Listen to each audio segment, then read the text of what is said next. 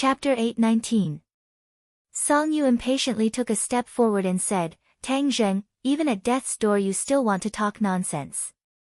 Master, you must not listen to his nonsense." Sword God's face was gloomy as he declined to comment. Tang Zheng laughed in ridicule. "Song Yu, why are you so nervous?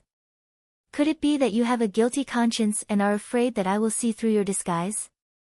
Song Yu's face flushed red as she said with a guilty conscience, "I'm just spouting nonsense." "How could I have a guilty conscience? Is that so? Since you don't have a guilty conscience, then why are you so afraid that I will tell you the truth?" Tang Zheng asked with a smile. This smile caused Song Yu's heart to turn cold as she stammered, "Who has the time to listen to your nonsense?"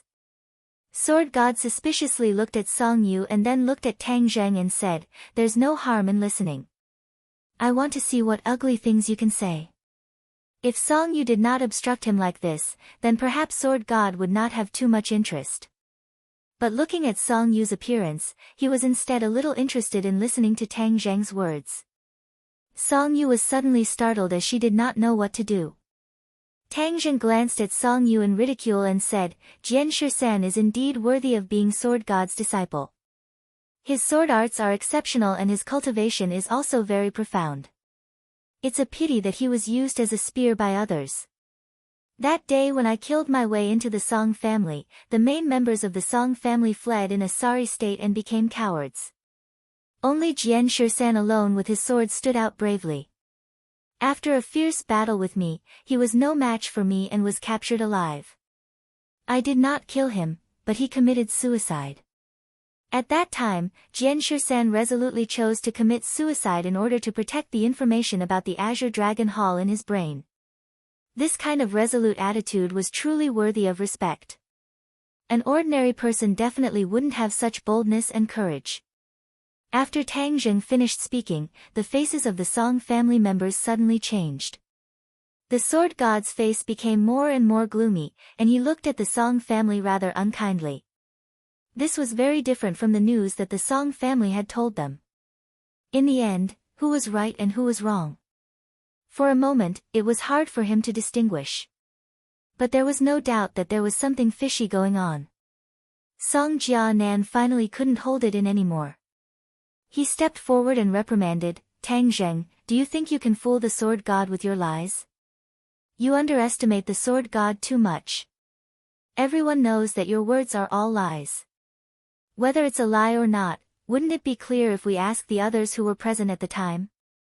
Of course, I know that the closest members of the Song family are definitely in cahoots with you and won't tell the truth. However, there are so many other servants, and there will definitely be some who are upright among them. Naturally, they will tell the truth." Song Jianan said in his heart that it was really a close call. Fortunately, he was wise and heroic at that time and made a prompt decision to get rid of those servants. The dead tell no tales.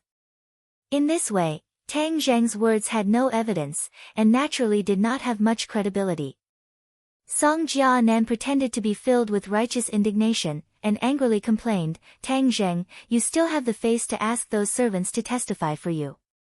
Could it be that you've forgotten what you did at that time? Not only did you kill Jian Shisan, you even started a massacre and killed all the servants of our Song family. The dead tell no tales, so you're trying in vain to use this kind of lowly lie to sow discord?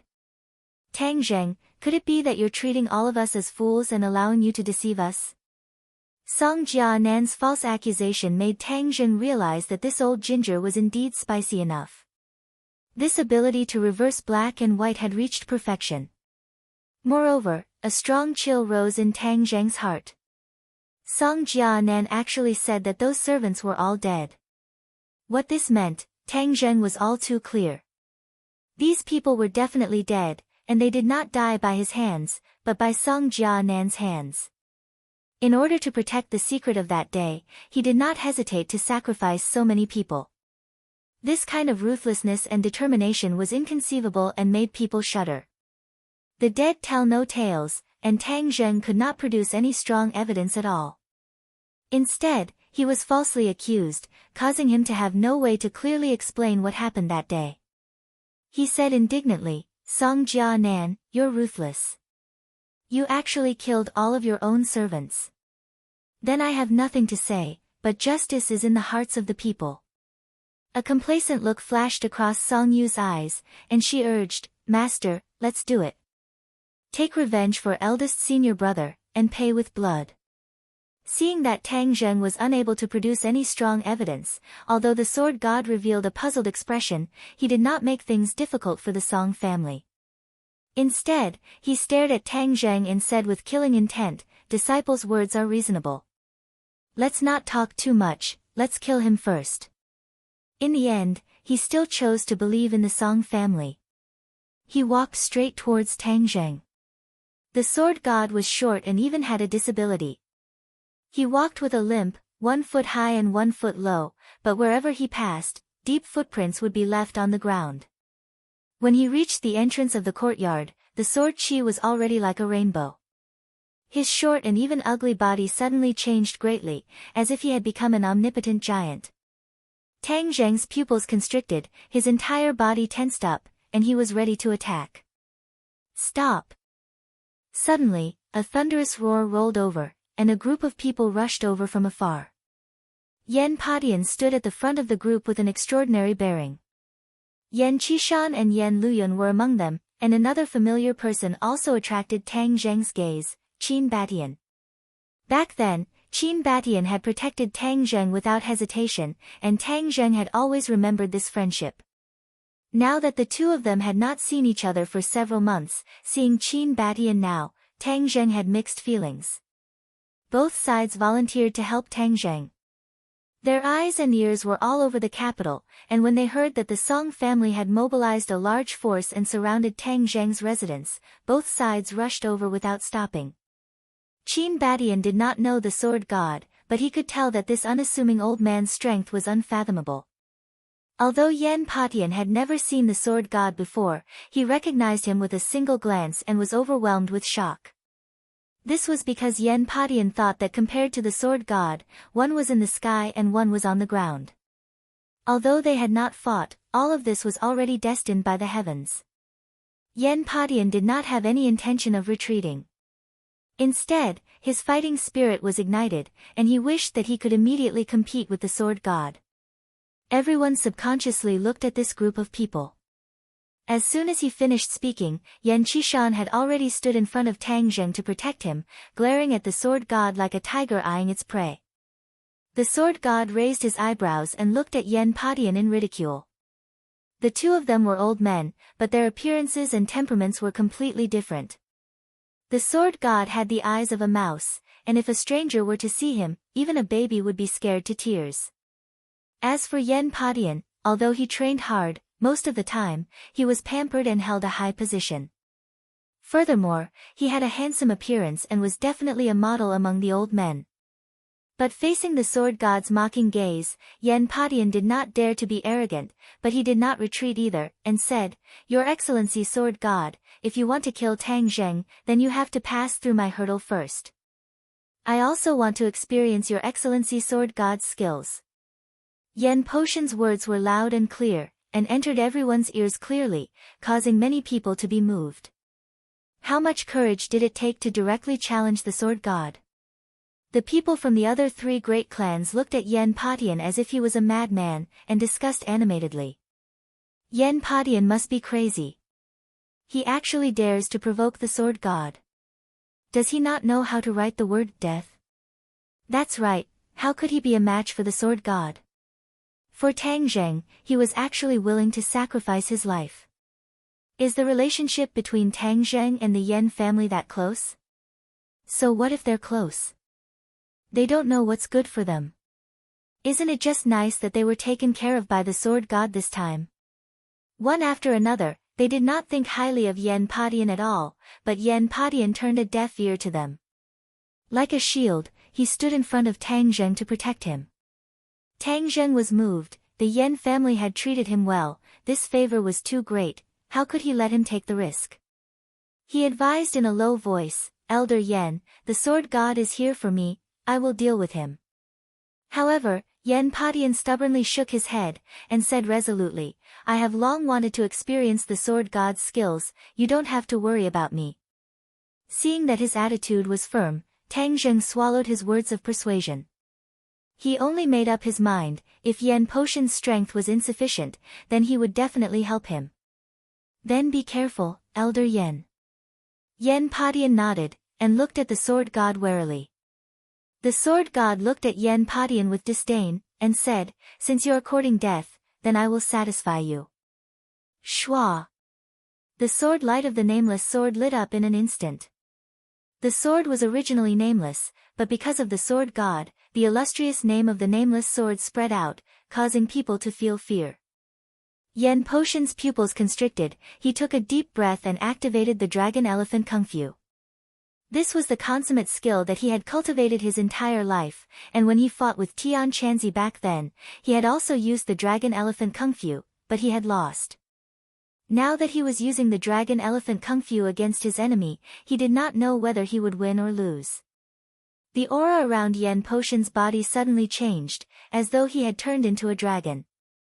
Of course, this was far from a true dragon. Tang Zheng's heart moved. If Yen Padian had a little bit of dragon qi in his body, then it would definitely be of great benefit to the Dragon Elephant Kung Fu, and its power would increase greatly. This was like the finishing touch of a painting, making the Dragon Elephant Kung Fu live up to its name. Tang Zheng's finger was as fast as lightning as it pointed at the spine of Yen Potion's back. Yen Potion's entire body trembled. Before he could understand what had happened, he felt a boundless energy pouring in from his back. He was overwhelmed with shock. This kind of energy was something he had never heard of before, but without a doubt, this energy was extremely mystical, and was perfectly comparable to his Dragon Elephant Kung Fu. Ka ka ka. All the bones in Yen Potion's body crackled, his inner strength surged like a river, quickly increasing, and in the blink of an eye, his cultivation actually went up another level, reaching the shocking 6th level of the Grandmaster realm. Yen Potion's cultivation had always suppressed the people from the other families, but it was still extremely difficult for him to make a breakthrough, especially when his cultivation was so high, unless it was a coincidence. However, just because of the energy that Tang Zheng had injected into him, his cultivation had increased by 1 level. This kind of almost impossible thing had happened to him, and it could be said to be a miracle. For a moment, he was actually unable to react as his eyes stared blankly. Immediately, he became even more curious as to what this energy was and why it was so powerful. If the dragon qi was injected into someone else's body, it would not have such an effect at all. This was a miracle that only happened when it complemented his Dragon Elephant Kung Fu. Before the start of the battle, his cultivation had increased, which was a good sign. Yen Potion's confidence increased greatly. He turned his head and nodded slightly at Tang Zheng. His gratitude could not be more obvious. The sword god also looked at Yen Padian in shock. This sudden breakthrough in cultivation during the battle was too miraculous. He couldn't help but look at Tang Zheng, guessing that it must be the effect of that finger just now. Chapter 820. The change in Yen Padian was obvious in the eyes of many discerning people. They looked at each other in dismay, revealing expressions of shock. When they saw him attacking the sword god without hesitation, everyone's hearts were in their throats. Roar! Yen Padian let out a long roar, like a dragon's roar, his aura surging like a rainbow. The mocking expression on the sword god's face faded quite a bit as the nameless sword pierced down from the sky. Under the sunlight, the crack on the nameless sword was especially dazzling. Every time the sword god saw this crack, he would uncontrollably recall the scene in the sky cavern. Tang Zheng had fused with the sword soul, and with a single move, he had actually caused a crack to appear on the nameless sword. The damage to the nameless sword that had accompanied him for decades was an eternal pain in his heart. The sword god loved the sword like a fool, and was often jokingly called a fool. With his sword damaged, his mood could be imagined, and the depth of his resentment towards Tang Zheng could also be imagined. This was something that had never happened before, causing his mind to tremble at that time. He pulled his disciple Qi Sha and retreated. What he did not know was that the sword was not done by Tang Zheng, but was controlled by Qi Yu's heart, causing it to be overused. At this moment, he saw that Tang Zheng had helped Yan Padian raise his cultivation with a light finger, so he became even more determined to get rid of Tang Zheng. Tang Zheng, you killed my disciple, the sword 13, then you must have seen his 13 swords. Today, I will use the 13 swords to defeat this person, and let you know the power of my sword pavilion's sword techniques, and pay tribute to my disciple's soul.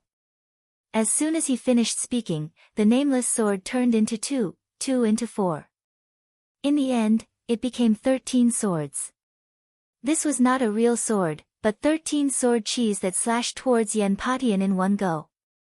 The 13 swords only had a total of 13 moves, and they cycled endlessly. The sword god was a level higher than the sword 13, so when the 13 moves were used together, they became 13 sword cheese. Puff puff puff. The air was split into several parts by the 13 swords, shooting in all directions. The space in front of Yan Padian became a vacuum. Boom! Yan Potion's fist struck the vacuum, rumbling like thunder. Sword chi and fist shadows surged, and a faint golden light flickered within the fist shadows. Yan Potion's heart trembled as he stared at the golden light that occasionally flashed in disbelief. This was a phenomenon that had never appeared before. This golden light was both familiar and unfamiliar. But without a doubt, because of this flickering golden light, its power had increased greatly. This must be the energy that Tang Zheng injected into my body, but what exactly is it, to actually raise my dragon form method by so much? Yan Padian muttered in his heart. Fist shadows and sword chi intertwined, filling the sky with chi energy. Many of the spectators were still weak, so they were forced to gasp for breath. Their faces were pale as they retreated. However, many experts stared at the two of them as if they had understood something. A life and death battle between experts of this level was rare. It could give people a lot of insights. This was something that couldn't be bought with money. Naturally, they wouldn't miss this good opportunity. Inside the house, a group of women held their breaths as they watched the battle. Without a doubt, the shock that this brought to some of them could be imagined. Other than Marshall and Empyrean Fairy, who were calm and collected, the expressions of the others were very interesting. They finally understood what Tang Zheng meant by his words earlier. Someone had come, but not as a guest, but as an enemy of life and death. They gradually experienced the stormy seas that Tang Zheng had experienced in his life, and all sorts of feelings welled up in their hearts. Empyrean Fairy had long seen through Tang Zheng's intentions, so she said as if nothing had happened, "Look carefully, the storms and waves he will experience in the future will only be greater and more terrifying than this. Therefore, staying by his side, she would never feel monotonous. His life was an adventure filled with endless excitement. You have to adjust your mentality, otherwise you will be frightened again and again." Presumably, Tang Zheng doesn't want to see this. These were all smart people. They finally guessed the reason why Tang Zheng had left them to watch the battle. This was a preventive measure, and also a symbolic signal. If they could adapt to this kind of scene in life, then Tang Zheng would bring them along to see the scenery of life. Mu Hongyan's cheeks were slightly red. The other women all had an unclear relationship with Tang Zheng. If they were to say that he would bring them along to see the scenery of life, there would naturally be no problem. But he had left her behind. Could it be, there was some kind of thought-provoking deep meaning behind this? Thinking to this point, Mu Hongyan's little heart began to beat violently. She then took a deep breath and suppressed the chaotic thoughts in her heart. She secretly blamed herself. What was wrong with her? She was like a little girl who had never experienced anything. "Master, can Nana also become this powerful in the future?" Nana was not afraid at all. She was enjoying the battle with great interest, as if she was watching a movie. When the Empyrean Fairy heard this, she revealed a gentle smile and firmly said, "You won't become as powerful as them. Instead, you will definitely be more powerful than them, and more than just a little." "Wow, that's great. Nana will become powerful and then protect Big Brother." The little girl waved her small pink fist and cheered happily. Seeing that the two of them were unable to determine the winner for a while, Tang Zheng's gaze swept through the crowd and locked onto an enemy that made him particularly jealous, Song Yu. Song Yu had gone against him time and time again. At the martial arts assembly, she had used the spirit transformation pill to harm him in an attempt to let him die at the hands of the werewolves. Later on, she had targeted him time and time again, and even had designs on Yi Dingdang. Therefore, Tang Zheng had long since had the intention to kill her. In the past, Song Yu was like a turtle hiding in its shell. Now that he had the support of the sword god, he walked out fearlessly. Tang Zheng laughed coldly, his figure flashed, and the War Soul sword looked down from above, cleanly slashing down at Song Yu. Protect me. Song Yu's first reaction was not to counterattack, but to seek the protection of others. She even had to flee in panic and hide behind the crowd. Song Yu had long since lost the thought of competing with Tang Zheng, so she obediently ran away, which was the best way to save her life. Arrogant brat, stop. Song Jianan had been staring at the battle the entire time, but he suddenly reacted. With a wave of his arm, he attacked Tang Zheng. The thousand needles broken bone hand was ever-changing, and had once caused Tang Zheng to suffer a lot. This time, Tang Zheng had long been on guard against him, so with a flash of sword light, the War Soul sword slashed towards that hand. Song Jianan was originally at the 4th level of the Grand Master stage, but after Tang Zheng used the sky-swallowing technique to absorb 2 levels of his cultivation, he was reduced to the 2nd level of the Grand Master stage. At the same time, Tang Zheng's strength had greatly increased, and he had already reached the 5th level of the Gold Core stage. Their fighting strength could be imagined, and there was no need to compare. Even a blind person could see that Tang Zheng was much more powerful. When the sword light fell, Song Jianan's arm could no longer move forward. Otherwise, he would definitely end up with a broken arm. Forced to retreat, he was forced to retreat. As soon as they exchanged blows, the two sides were able to determine the winner, which was unexpected. Especially the people from the Yi and Chu families, their expressions were especially interesting. They knew very little about the changes in Tang Zheng during this period of time, so they were at a loss for what to do. Tang Zheng's aura was like a rainbow as he pounced on his opponent. Song Jianan fought and retreated, in a sorry state. His face and ears were red, like a monkey's butt. Seeing that Tang Zheng was chasing after him again, he did not care about the dignity of the head of the family. He actually grabbed a few of his subordinates around him and threw them at Tang Zheng, trying to stop him from chasing after him. Tang Zheng easily dodged, and the War Soul sword stabbed straight at Song Jianan's back. Save me. Song Jianan was really disgraced. He had no choice but to directly call for help. He and Song Yu were like family, with a kind of demeanor. When the Yi and Chu families saw this, they looked at each other. As an ally, they were ashamed. But if Song Jianan died, it would be even more tragic for them. After all, they were here to help the Song clan. Moreover, if Song Jianan died, then wouldn't Tang Zheng turn around to deal with them? Wouldn't that be terrible? Of course, they had firm confidence that the sword god would win. At that time, there would be no chance for Tang Zheng to jump around. The sword god was Song Yu's master. If they did not help the Song family now, then they would not be able to bear the consequences. Therefore, no matter what, they could not stay out of this. Tang Zheng, stop! Yi Xuanji roared, and took the lead to charge towards Tang Zheng, trying to stop him. Chu Mingxian was not willing to fall behind, and attacked as well. Yi Xuanji had been cultivating wholeheartedly for the past half a year, and his cultivation had increased from the 1st level of the Grandmaster stage to the 2nd level of the Grandmaster stage. If it wasn't for Tang Zheng, he wouldn't even be able to cross the threshold of the Grandmaster stage, but he didn't know how to be grateful at all. After the death of the previous patriarch, Chu Chongyang, Chu Mingxian also worked hard, and actually managed to reach the 1st level of the Great Master stage. The 3 Great Master stage experts surrounded and attacked Tang Zheng. Song Jianan was lucky enough to escape and heaved a sigh of relief. He was shocked in his heart. The growth of this brat's power was getting more and more abnormal. He was obviously stronger than last time. Yi Xuanji and Chu Mingxian worked together to attack.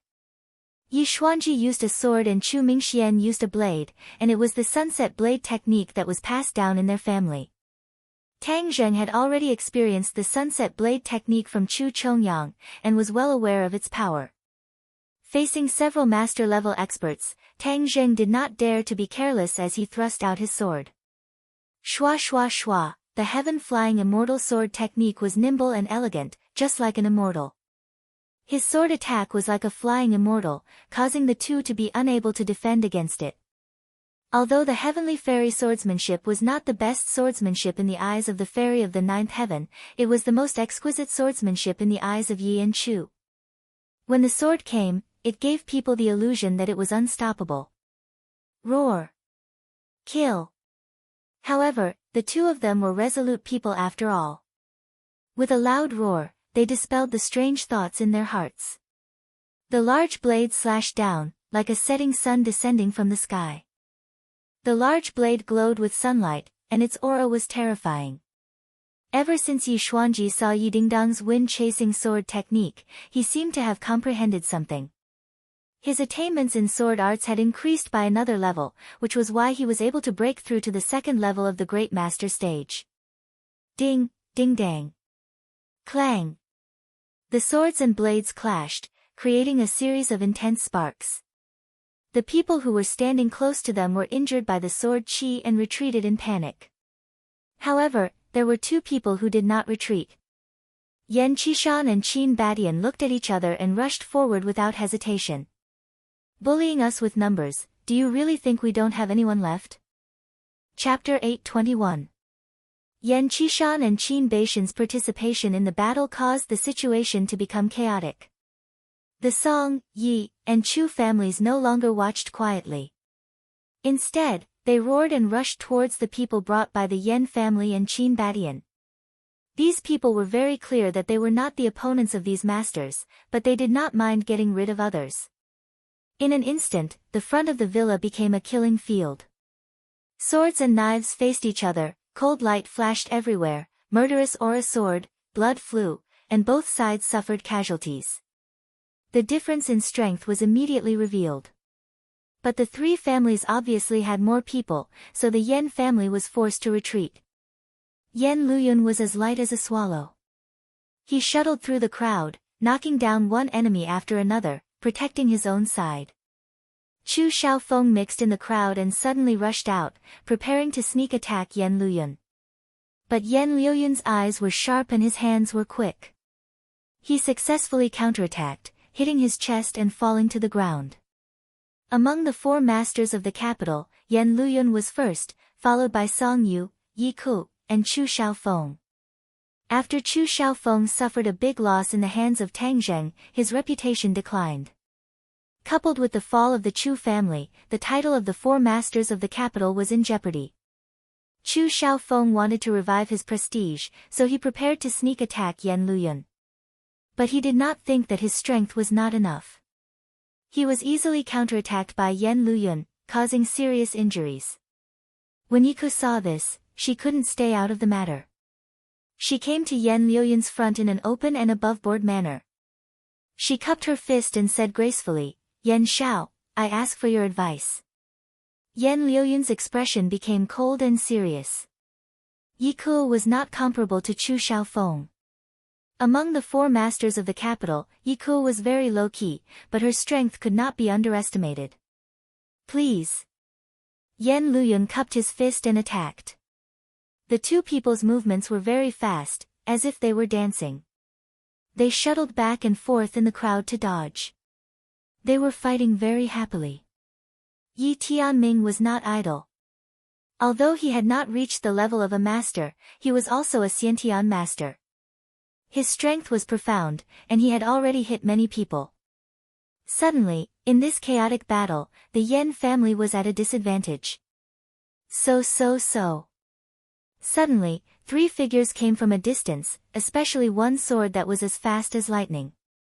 In the blink of an eye, it was in front of Yi Tianming, blocking his attack. Yi Tianming's pupils shrank as he exclaimed, "Ding dang."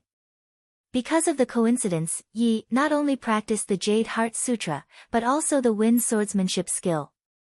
And with her close relationship with Tang Zheng, her cultivation, hers, and her close relationship, wind swordsmanship's, wind swordsmanship, and wind sword. And because of a coincidence, because, and hers, she, wind swordsmanship, and her, and s. Yi Tianlei and Feng Xinyang originally did not notice this point, but this time when they heard the news and rushed over, they finally noticed this point. They were both surprised and had mixed feelings. As parents, being surpassed by their daughter was naturally something to be happy about, but they also felt a little jealous. Yi Dingdang was very clear that her parents were slightly inferior to Yi Tianming. Moreover, Yi Tianlei remembered their brotherhood. Of course, he could not go all out, or he would be at a disadvantage. Yi Dingdang could not stand by and watch her parents put themselves in danger, so she bravely took on this burden. She did not have much feelings for Yi Tianming. After all, she had not even spoken to him a few times. The breeze sword in Yi Dingdang's hands showed its power. It complemented the wind swordsmanship. This was the first time she used the breeze sword to fight, so she could not use it freely at first. But even so, Yi Tianming's expression was very interesting. He had not paid much attention to Yi Dingdang. After all, she was just a junior who suddenly appeared, so he naturally ignored her. But at this moment, when he saw her swordsmanship, all the contempt in his heart disappeared. He was full of shock and looked at her in disbelief. "Yi Dingdang, how did you become so powerful?" Yi Dingdang snorted coldly and did not say a word. She stabbed her sword as fast as lightning.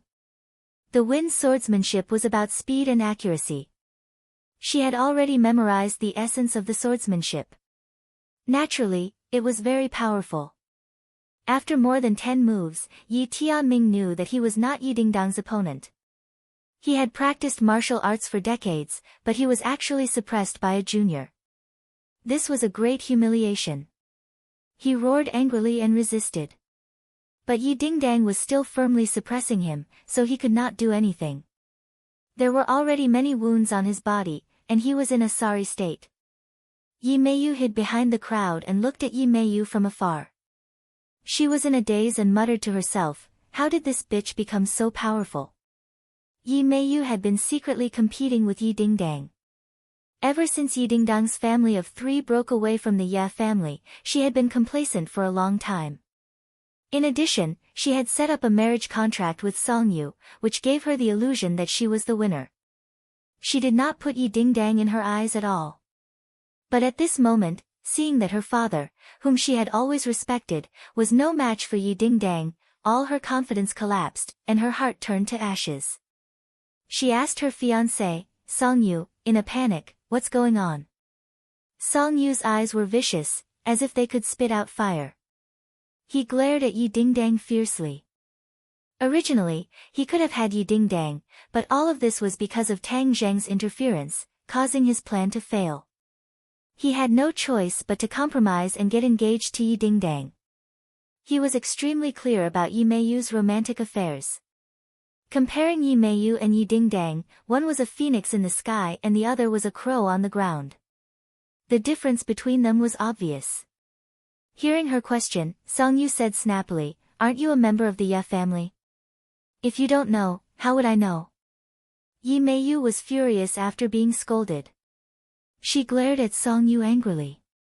Song Yu's eyes turned cold, causing her to feel as if she had fallen into an ice cave. She kept quiet out of fear. "Let's go. This place is too dangerous." Yi Meiyu admitted defeat and said coquettishly. She had originally come to watch the show. With her little skills, she would only be sending herself to her death. Moreover, how could she, who had been pampered since she was young, really make a move? Now that there was no show to watch and there was even the danger of losing her life, of course she didn't want to stay any longer. Song Yu looked at her with disdain and shouted angrily, "Scram!" Then, Song Yu once again rushed into the battle. Song Yu still believed that his master could kill Tang Zheng, so how could he give up halfway and run away? Not only would this cause him to lose face, it would also cause his master to look down on him, which was the most fatal thing. His sword technique still had a long way to go, and if he did not have his master to guide him, then his martial arts would almost reach the end. Yi Meiyu glared fiercely at Song Yu's back as it disappeared into the crowd, and muttered, "What are you being so fierce for? I won't play with you. If you die in the end, then so be it." Song Yu did not know that he had been cursed by his fiancée. Seeing that Yan Qishan and Qin Badian were entangled with Yi Xuanji and Chu Mingxian, Tang Zheng finally had time to attack Song Jianan, who was in the crowd, while Song Hanjun and his father, Song Jianan, stood on the same side as Tang Zheng, working together to resist Tang Zheng. Even so, Tang Zheng was not at a disadvantage at all. The War Soul sword light flashed, forcing the two of them to stagger back. Song Yu's eyes were about to pop out of their sockets. With a low roar, he quietly launched a sneak attack on Tang Zheng. Tang Zheng moved and immediately discovered Song Yu's figure. With a backhand slash, the War Soul sword pierced through Song Yu's abdomen. With a shake of his arm, Song Yu flew into the crowd like a kite with a broken string. He fell into a pool of blood and was even ruthlessly stepped on by a few people.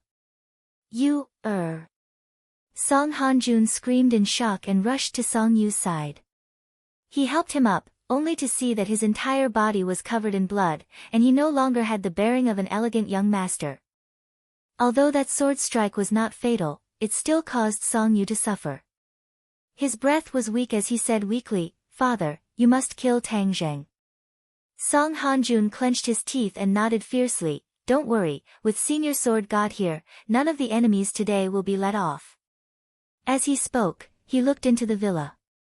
Behind the window, the few beautiful faces were exceptionally clear. Tang Zheng's luck with women is not shallow, to actually hide so many women in the Golden House. He hurt my son, so I'll kill his woman and make him wish he was dead. Song Hanjun gritted his teeth. Whiz! Song Hanjun was like a gust of wind as he rushed towards the villa. Tang Zheng glanced at Song Hanjun's movements from the corner of his eyes. He was well aware of his intentions, but he did not stop him, as if he did not see him at all. Song Hanjun rushed to the door, extremely excited. In his subconscious mind, these women looked beautiful, but they were all weak people, and killing them would be a piece of cake. As for whether or not he would feel guilty about killing a group of women and children, that was definitely not the case. He could even kill his own servants who had been with him for many years, so why wouldn't he be able to kill a few strange women? The door was kicked open by him. With a shake of his sword, he pierced in. The sword light was cold and dense. Bang! Suddenly, a palm silently struck his chest. His chest suddenly caved in, and a clear palm print was imprinted on his chest. He was like a kite with a broken string as he flew backwards. The sword in his hand involuntarily flew out of his hand. The sky and earth were spinning. He was absolutely sure that his blood was boiling. His face and ears were red, and blood was flowing out of his eyes. He landed heavily on the ground and spat out a mouthful of blood, dyeing the ground red. Who hurt me? Aren't there only a few women inside? Why am I injured? He was panting like an ox, and his face was getting redder and redder. However, he could not figure out what was going on. This was clearly an easy task, but he had messed it up. He raised his head with difficulty and looked towards the house. He saw a person standing at the door, a calm woman. He noticed his hand and immediately understood that he had been hit by her. Wu Yuan looked at Song Hanjun from afar. That attack just now was with all her strength, without any fanciful movements. The power of the fire nether divine palm was fully displayed.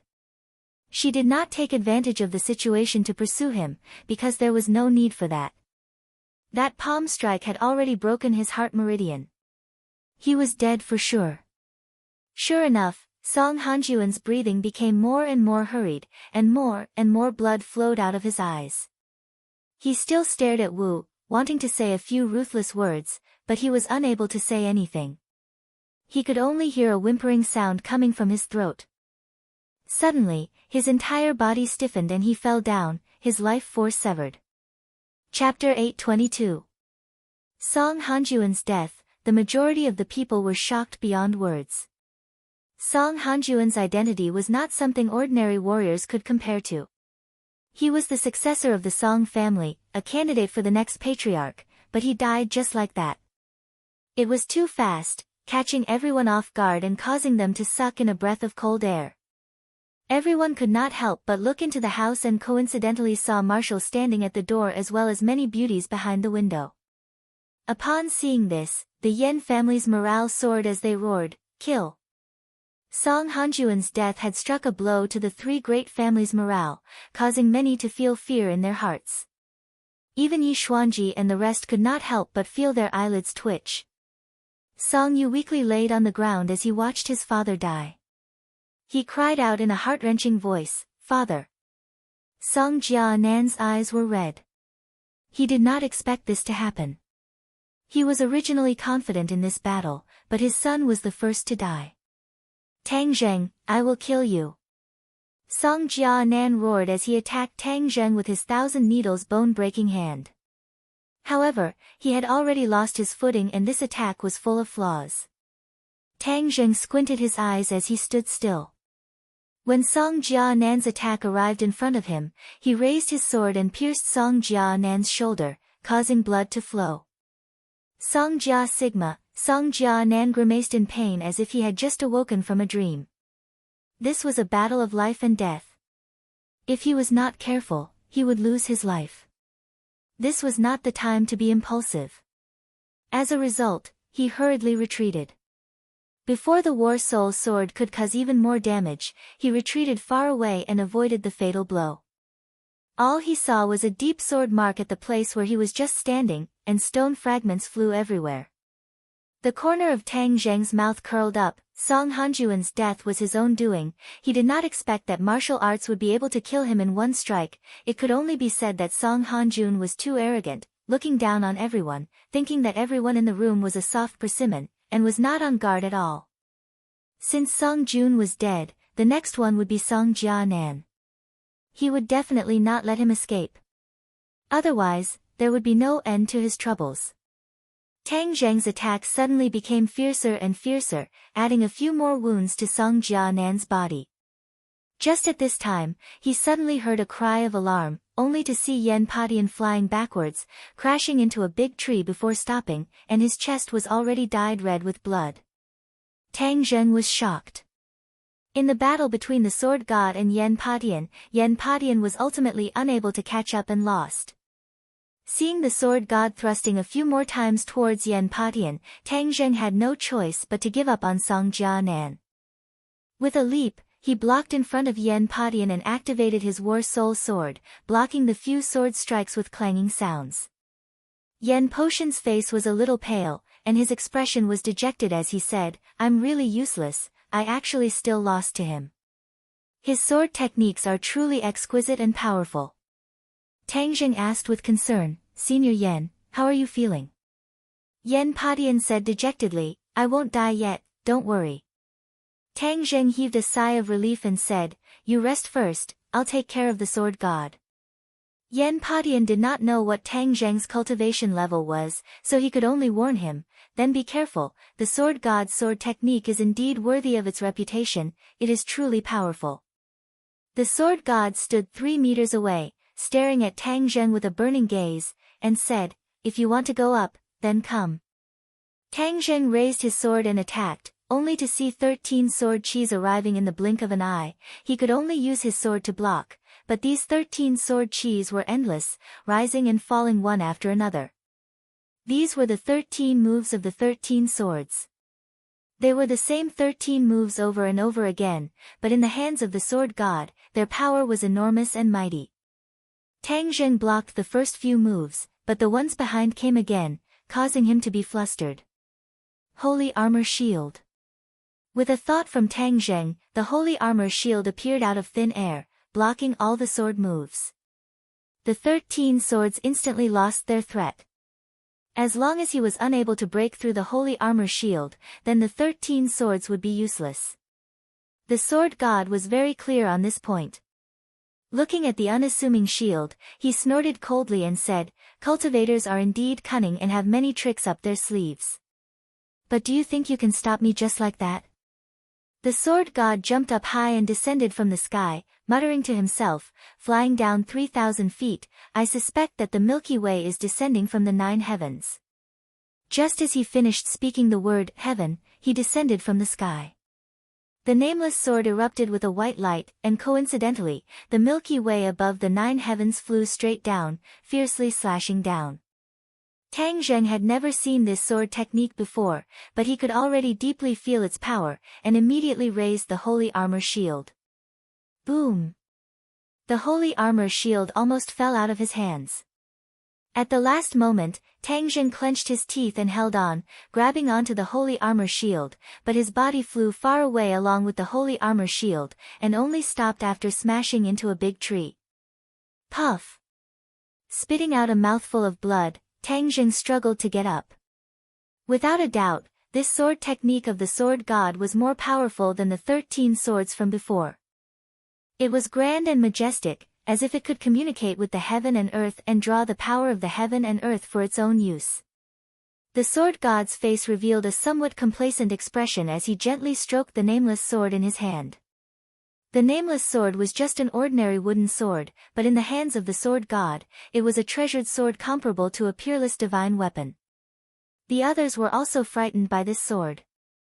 Facing this sword, many people did not even dare to think of resisting, but Tang Zheng stubbornly resisted it.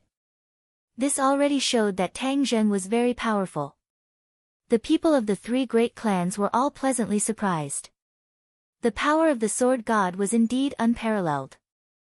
This time, Tang Zheng was dead for sure. Song Jianan's face was ashen, his hands clenched into fists, and he muttered, "Kill, kill, kill, you must kill Tang Zheng."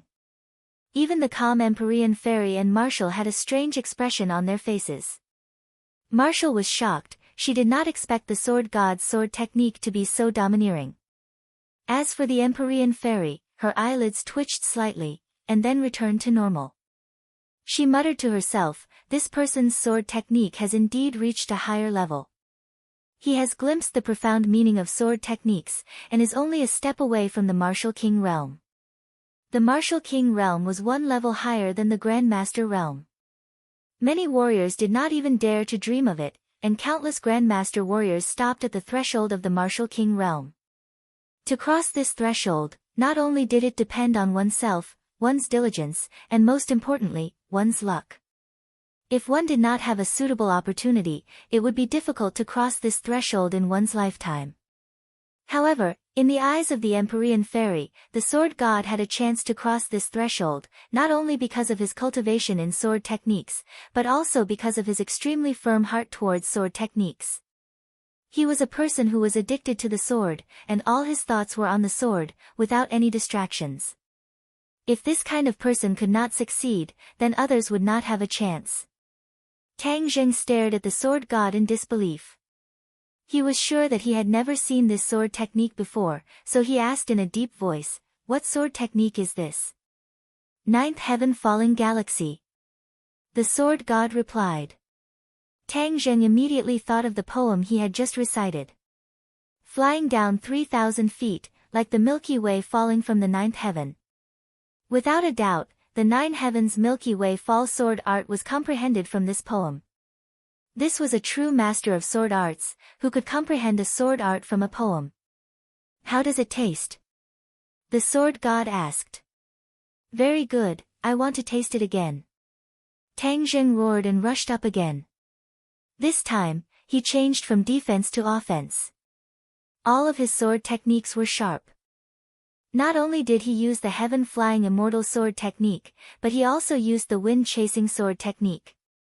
His sword techniques were complicated and his sword chi was unhindered, dazzling the eyes. The sword god had secretly looked at Yidingdang's wind-chasing sword technique and said in surprise, "So you and that little girl both know this sword technique, but it is obvious that the little girl's attainment in this sword technique is higher than yours." Yi Dingdang had been practicing the wind-chasing sword technique, and she also had the breeze sword, so the power she displayed was naturally greater than Tang Zheng's. The sword god had a pair of fiery eyes, so he could see who was better at a glance. The sword god also quickly used his sword. The ninth heaven falling galaxy sword technique was majestic and grand, and its power was peerless. It had the power to sweep through everything, making Tang Zheng rather passive. After a round of battle, Tang Zheng was actually retreating step by step. The sword god's sword was very fast. Before the first strike was finished, another strike was raised. Even his eyes were filled with swords, extremely sharp. Seeing that, the people from the three great families cheered. Some of them were already shouting excitedly, thinking that they were bound to win. Tang Zheng knew that things were not good. If he continued to be passive, the situation would be even worse. Seeing the sword god thrusting his sword at him again, Tang Zheng stretched out his hand, and actually brushed past the sword edge, trying to grab onto the sword god's hand. Obviously, the War Soul sword could not do anything to the sword god, so he could only use the sky swallowing technique. However, the sword god was extremely sharp. With a shake of his arm, the nameless sword smashed into Tang Zheng's palm. A terrifying power was transmitted to his palm, as if it wanted to shatter his body and shatter his bones. Tang Zheng reacted on the spot and hurriedly used the swallowing heaven technique. Shua, a black hole appeared in his palm and instantly sucked in the terrifying power, resolving the crisis of his body being smashed into pieces. Let's absorb your nameless sword first. Tang Zheng activated his power, and the suction force of the black hole increased greatly. The nameless sword trembled violently, as if it was about to fly into the black hole. The sword god's expression changed, and he exclaimed, "How evil, this technique is really hard to guard against. You want to steal my nameless sword? Dream on." The nameless sword hummed, and a sword light rushed into the sky, fiercely striking the black hole, but it disappeared without a trace. The sword god was stunned, shocked by the power of the black hole. He tapped the ground with the tip of his foot, and a huge crack spread from the tip of his foot to the distance. He had already retreated more than 10 meters with the nameless sword, escaping from the black hole. This series of attacks and counterattacks flowed like water, beautiful and unrestrained. It did not look like a simple sword technique, but an art. It was refreshing. However, under the beautiful appearance, there was often danger. This beautiful nine-heaven galaxy fall sword technique hid an indescribable danger. "What technique is this?" the sword god asked solemnly. "Sky swallowing technique." "Humph, what an arrogant name. Then let's see if your sky swallowing technique or my nameless sword is stronger." The sword god snorted and attacked fearlessly again. This time, his footsteps were extremely strange.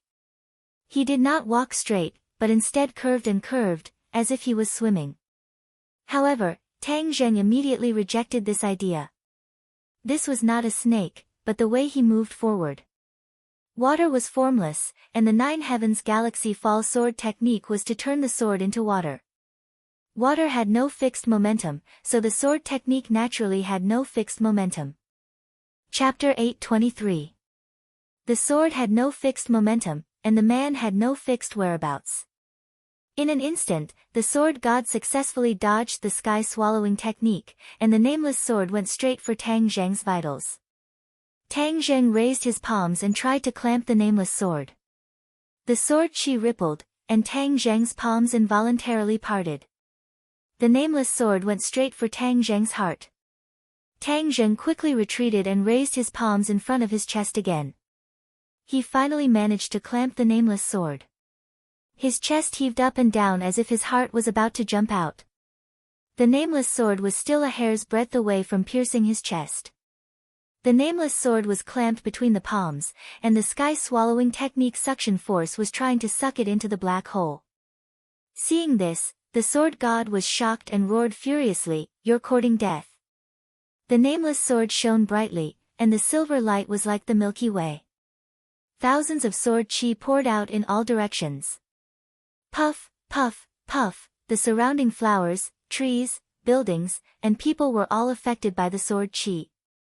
The flowers and trees were cut in half, and the buildings were riddled with holes. A few people immediately had deep bloody holes on their bodies, and they fell to the ground dead. Retreat! Someone yelled and hurriedly retreated until they were dozens of meters away. Then, they stopped and looked at the scene in shock. Everywhere the sword chi passed, it was a mess. There were many casualties. Even the ground was cracked by the sword chi, as if there was an earthquake. But what was surprising was that Tang Zheng's villa was so close, but it was not damaged in the slightest. When the invisible sword chi reached the villa, it instantly disappeared, as if it had never appeared. Many people were shocked and looked at the women standing behind the window in disbelief. Could there be an expert hiding in the villa? Otherwise, how could she so easily dissolve the sword god's sword chi? Perhaps even the few martial masters present would not be able to do this as easily as lifting a heavy weight. Without a doubt, the sword chi had been dissolved by the Empyrean fairy without leaving a trace. The Empyrean fairy looked surprised. She stared at the sword god and murmured, "This person's swordsmanship is exquisite and powerful. I'm afraid Tang Zheng is in danger." When the girls heard this, their expressions changed and they asked anxiously, "Then what should we do?" They looked at each other in dismay. One could well imagine the shock this incident gave them. They finally realized how terrifying an individual's martial strength could be. Fang Shishir gritted her teeth and said, "I'll go save him." "I'm going too." Lu Qingmei also said fearlessly. Mu Hongyan hugged Nana anxiously. She didn't have the strength to truss a chicken, so she couldn't help but feel very guilty. Wu did not say anything as he lifted his leg and walked out. "Stop right there." The Empyrean fairy finally spoke. "You'll only be courting death if you go. Even if I die, I want to die together with Tang Zheng." Fang Shishir stubbornly said. Lu Qingmei and Wu's identities were awkward, so they couldn't say it directly. However, the meaning between their eyebrows was more or less the same. The Empyrean fairy helplessly sighed and said, "With me here, he won't die." The girls all knew that the Empyrean fairy was powerful. Seeing her solemn vow, they couldn't help but be overjoyed. They nervously asked, "Really? The sword god is so powerful?" The Empyrean fairy calmly said, "The sword god is powerful, but in the end, he is still lacking." The Empyrean fairy's confidence made them all heave a sigh of relief. "Look, Tang Zheng is already in danger. I beg you to quickly take action." Lu Qingmei finally couldn't hold back and earnestly advised. "There is a limit to a person's strength. Only by breaking through the limit will there be great gains. Tang Zheng has not reached his limit. If I were to take action now, he would be able to survive. However, it would be a huge loss to waste the opportunity to fight a life and death battle with such an expert." The Empyrean fairy lightly said.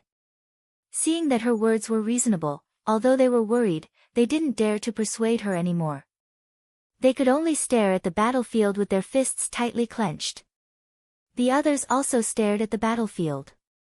Even the killing between them had weakened a lot. Yi Dingdang was worried about Tang Zheng.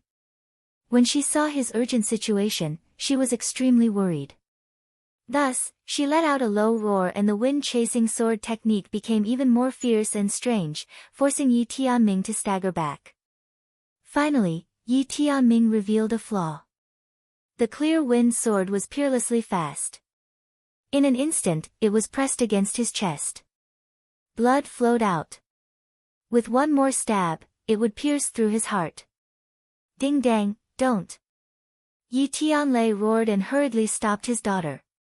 Yi Tianming saw the opportunity and escaped from the clear wind sword, saving his life. "Ding Dang, don't kill him." Yi Tianlei grabbed his daughter's hand and anxiously shook his head. "After all, he is your uncle." Although Yi Tianlei had left the Ye family again, he still had feelings for the Ye family. Yi Tianming was his elder brother. Other than respect, he also had deep feelings for him. Moreover, if Yi Dingdang really killed Yi Tianming, it would be considered an offense. Her reputation would not be good. She didn't want her daughter to bear such a bad reputation. Yi Dingdang looked at her father and complained, "They don't treat you as a member of the Ye family." Yi Tianlei smiled bitterly and said, "They are them and I am me.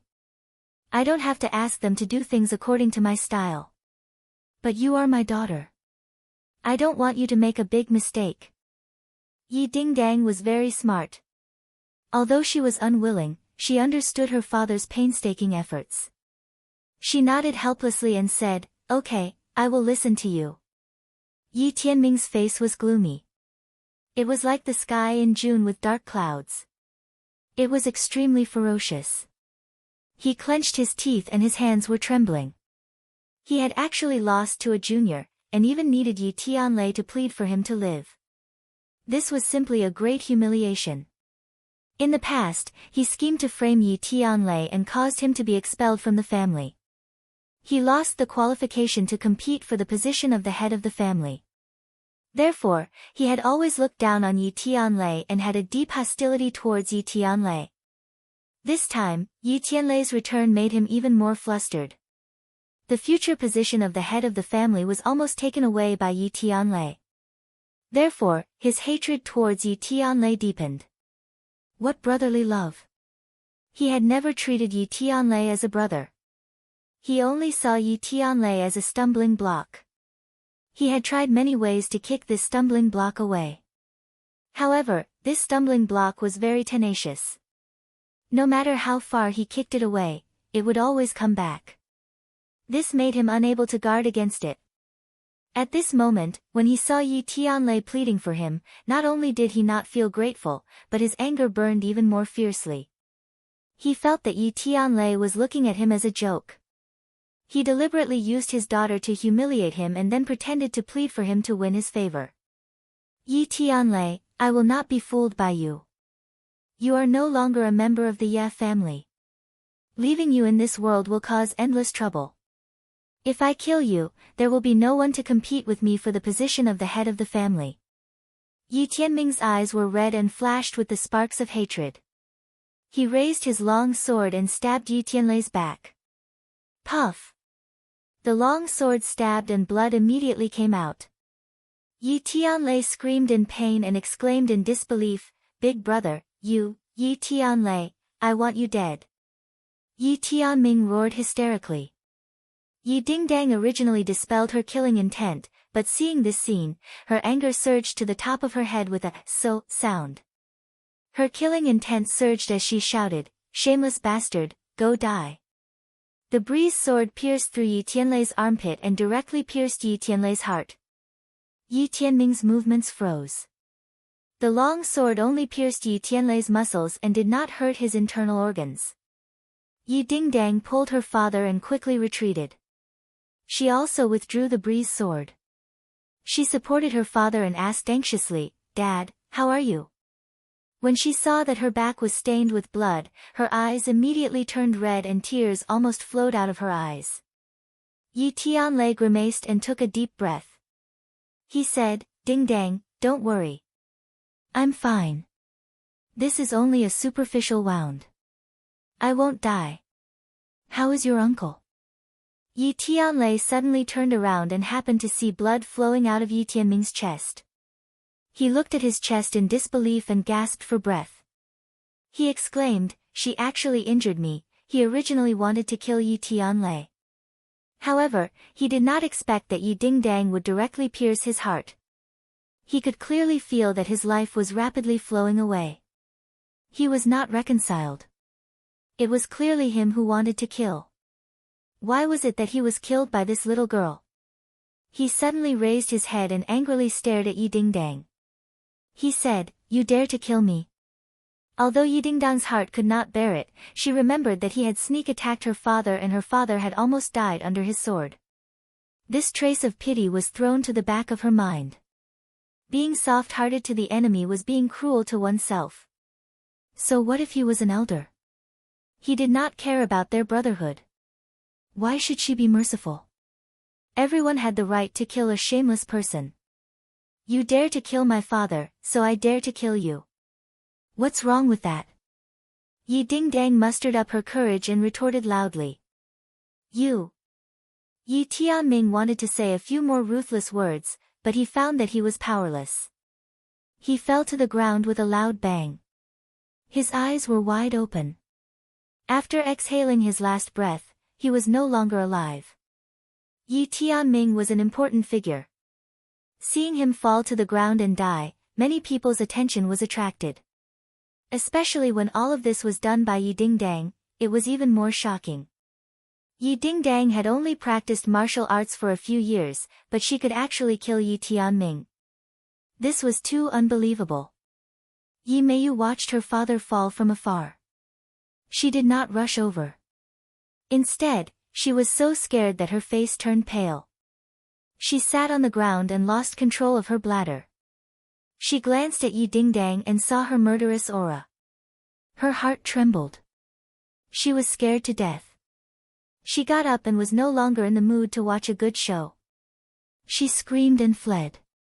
She did not care about the cold corpse lying on the ground. Yi Ku and Yi Xuanji rushed up recklessly. Looking at Yi Tianming in the pool of blood, it was as if they were immobilized. They were motionless. It was unbelievable. Suddenly, Yi Ku raised her head and stared fiercely at Yi Dingdang, saying, "You killed my father."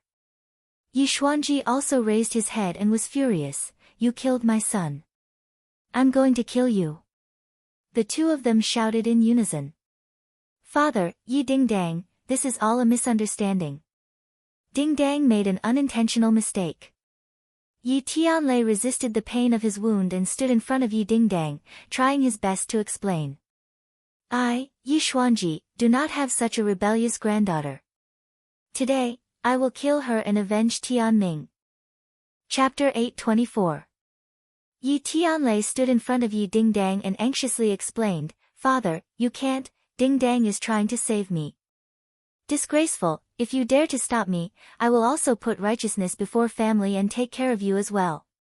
Yi Xuanji angrily said. Yi Tianlei was still like a rock, not moving an inch, and resolutely said, "I am Dingdang's father, I should be the one to bear the responsibility." "Father, why should you bear the responsibility?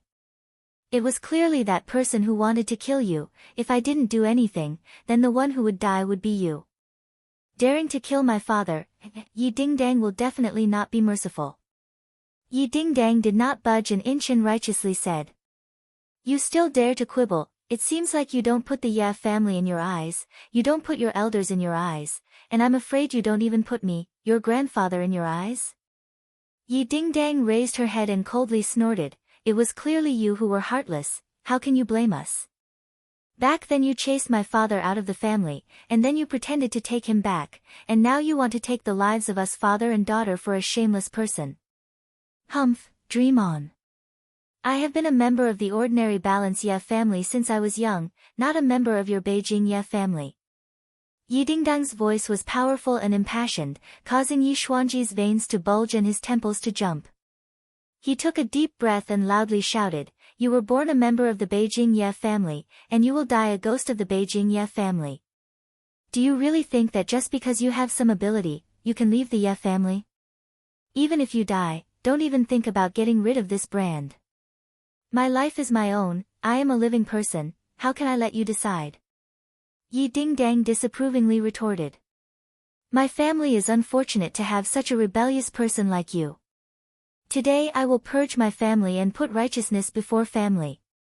Tianlei, if you don't move, then don't blame father for being ruthless." Yi Tianlei secretly sighed, knowing that today he will completely break off from the Beijing Ye family, and he will not be able to go back, but for his daughter, he will not turn back. He raised his head and looked at Dingdang, and said, "I am a father, so I must fulfill my responsibilities as a father. Whoever dares to hurt Dingdang, I will not let them off." Him. Yi Tianlei's way, and he laughed, "Yi, good, whatever, anyway, you have left this family for more than 20 years, I will treat you as if I never gave birth to you. Since you two to die, of." As soon as he finished speaking, he raised his sword and thrust it towards Yi Tianlei's chest. Yi Tianlei crossed his fists, and met the cold glinting sword. Thunder-rushing fist had no chance of winning against the sword, not to mention the difference between his cultivation and Yi Xuanji's was like heaven and earth, there was no way to cross this gap. Puff! Blood burst out from Yi Tianlei's wrist. The corner of his mouth twitched a few times in pain, but he still did not retreat an inch. He waved his fist and attacked again. Yi Xuanji's eyes were cold, filled with killing intent, and said with disdain, "I can give birth to you, give you life, and I can also take your life back." Shua shua shua. With a shake of the sword, a sharp sword flower covered Yi Tianlei's arm, and the sharp edge of the sword caused deep wounds to appear on his arm, with blood flowing out. If this continues, then his 2 arms will be completely crippled. Yi Dingdang could no longer sit and watch. She jumped, and flashed past Yi Tianlei's side, and with a flick of the clear wind sword, she stabbed at him from a strange angle.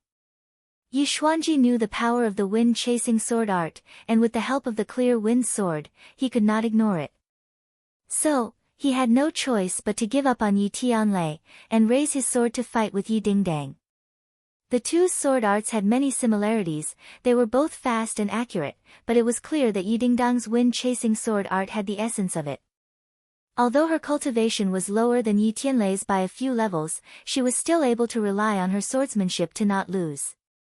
This made Yi Xuanji furious, thinking that if he could learn her wind-chasing sword art, and with the clear wind sword in hand, his strength would definitely increase.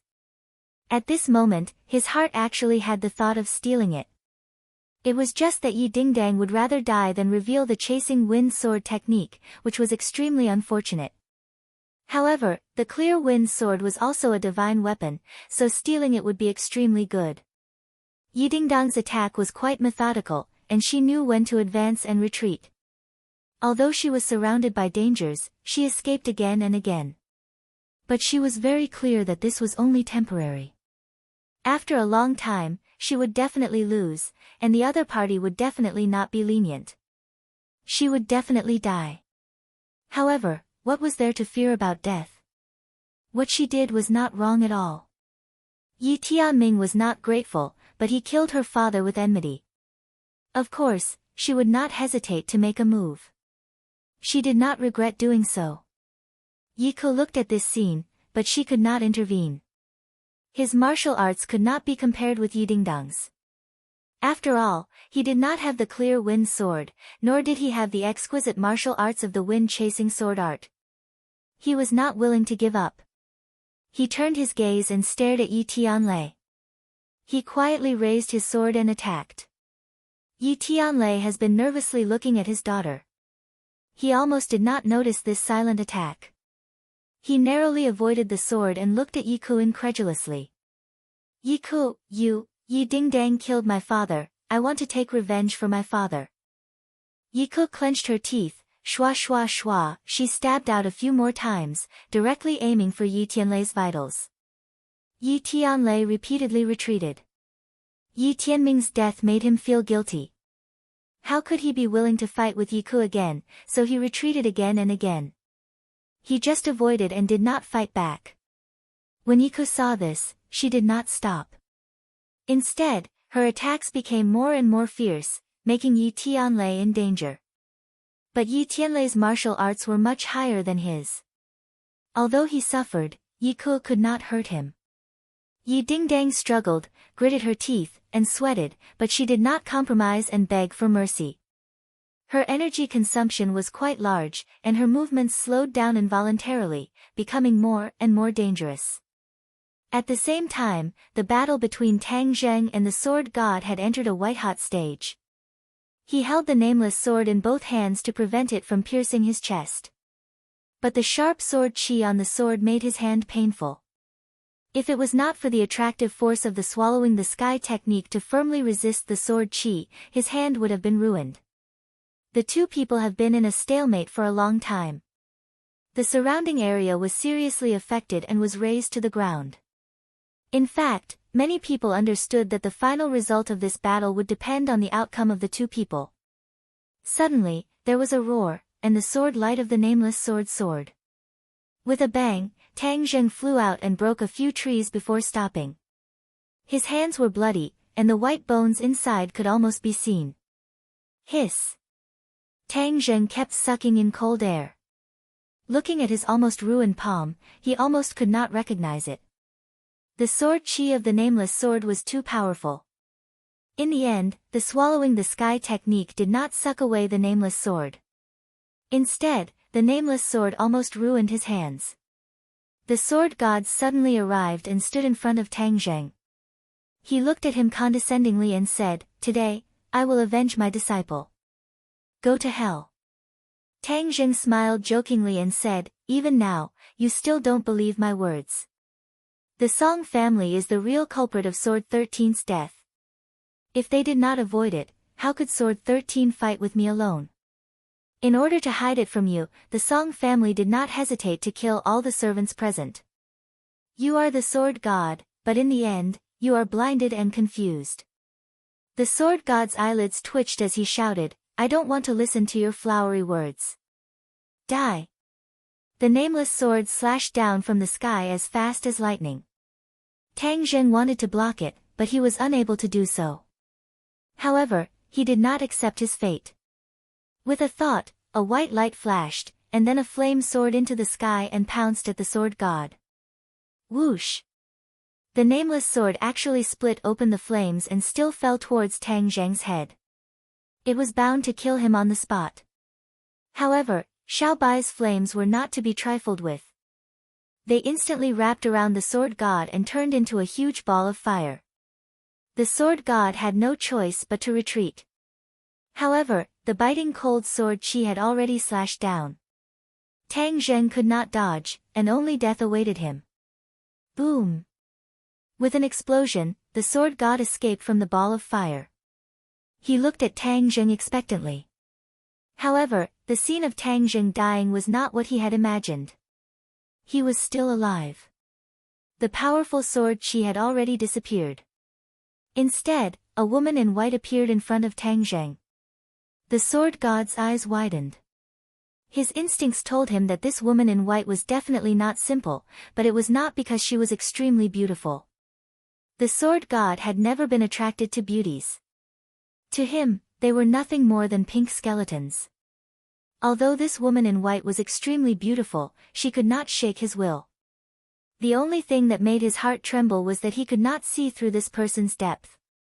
She was like a bottomless spring. No matter how hard he tried, he could not see through her. Without a doubt, Tang Zheng's narrow escape from death was related to this person. The sword mark asked in a low voice, "Who are you?" The Empyrean fairy did not pay attention to him. Instead, she turned to Tang Zheng and said, "Take the 9 transformations soul return pill and your injuries will be healed." Not only did Tang Zheng suffer from external injuries, the injuries to his internal organs were also not light. If he were to recuperate normally, he would need 10 days to half a month to recover. After hearing the Empyrean fairy's words, he quickly took out a 9 transformations soul return pill and swallowed it. Immediately, his mangled palms recovered at a speed visible to the naked eye. The injuries in his body were also quickly healed. After a while, he was as lively as a dragon and as lively as a tiger. There was not a single injury on him. Tang Zheng was in high spirits. This 9 transformations soul return pill was too miraculous. It could revive a dead person and regrow flesh and bones. It was not an exaggeration, but a real effect that could be achieved. The sword god did not pay attention to Tang Zheng's injuries. He only stared at the Empyrean fairy's back. This person dared to turn her back to him. Didn't this mean that she did not put him in her eyes? In this world, no one had ever dared to treat him, the sword god, so this was the greatest insult to him. He was so angry that he stomped his feet and shouted, "Tell me your name. Who are you?" The sword god had challenged countless experts since the day he made his debut. That was how he became the sword god. However, when facing this woman in white, he did not dare to charge at her directly. There was a faint feeling of fear in his heart. What was going on? Other than facing the High Lords, he had never had such a thought. Could it be that this woman in white was on par with the sect leader? Chapter 825. The Empyrean fairy slowly turned around and calmly looked at the sword god. You're not my match. I advise you not to make a move. Otherwise, you'll be the one to suffer. Her tone was extremely calm, but the words deeply provoked the sword god. He said fiercely, so young, yet so arrogant and conceited. The Empyrean fairy couldn't be bothered to argue. She only glanced at Tang Zheng. Seeing that he was fine, she said, "You're not the sword god's match." Tang Zheng wasn't discouraged. The sword god was an expert who had been famous for a long time. It was only natural that he wasn't his match. However, he had learned a lot from the battle of life and death just now. The sword god won't give up. Then I'll leave it to you. Tang Zheng said. The Empyrean fairy's lips curled into a smile. Isn't this bullying? These words provoked the sword god even more. Even the people in the surroundings had mixed feelings. Some people sucked in cold breaths. They felt that this white-clothed woman didn't know the difference between life and death. Some people stared at her, wondering if she was really hiding her strength. Of course, there were even more people who were subdued by her beauty. This fairy-like appearance and temperament made others feel inferior. They couldn't help but lower their heads. In short, one circle plus. These words stirred up 1,000 waves. Everyone's attention was drawn to this area. Since that's the case, let's see what kind of ability you have. The sword god took a deep breath. The nameless sword blazed with sword light and rushed into the sky. 9 heavens silver fall. The momentum was boundless. It charged forward and viciously chopped down at the Empyrean fairy's head. The Empyrean fairy was unmoved. It was as if she didn't see it at all. She was calm and collected. The sword energy swept out like a raging storm. It arrived above the Empyrean fairy's head in the blink of an eye. The Empyrean fairy didn't even look up. She only raised her arms slightly. Ka! With a crisp sound, the Empyrean fairy caught the nameless sword between her slender fingers. All the violent sword chi immediately disappeared, and the nameless sword turned back into an ordinary wooden sword. The sword god's complexion changed greatly, becoming incomparably pale. His peerlessly powerful 9th heaven Milky Way fall was actually so easily broken by her. One move. In just one move, he had been defeated. He had been utterly defeated and despaired. The Empyrean fairy looked at the god of swords and asked, "Do you believe me now?" The sword god was silent. Many others were so frightened that they sat on the ground. This scene was too terrifying. The sword god, who was high and mighty in their eyes, was actually unable to withstand a single move from this white-clothed woman. As soon as they exchanged blows, the nameless sword fell into the hands of the woman in white. Who exactly was she? Everyone couldn't help but look at Tang Zheng. Where did he find such a terrifying woman? What was their relationship? Could it be that she was also one of the mistresses in the Golden House? Then Tang Zheng was simply too lucky with women. Everyone had mixed feelings. Some were envious, some were jealous, some were afraid, and so on. But without a doubt, they were all deeply shocked. The god of swords did not give up completely. He used all his skills and roared, trying to get the nameless sword out of the 2 unbreakable fingers. Crack! However, the crack on the nameless sword suddenly expanded and spread all over the sword. After a crisp sound, the nameless sword shattered into pieces of wood. The nameless sword was destroyed. The sword god looked at this scene in horror. This was something he had never thought would happen.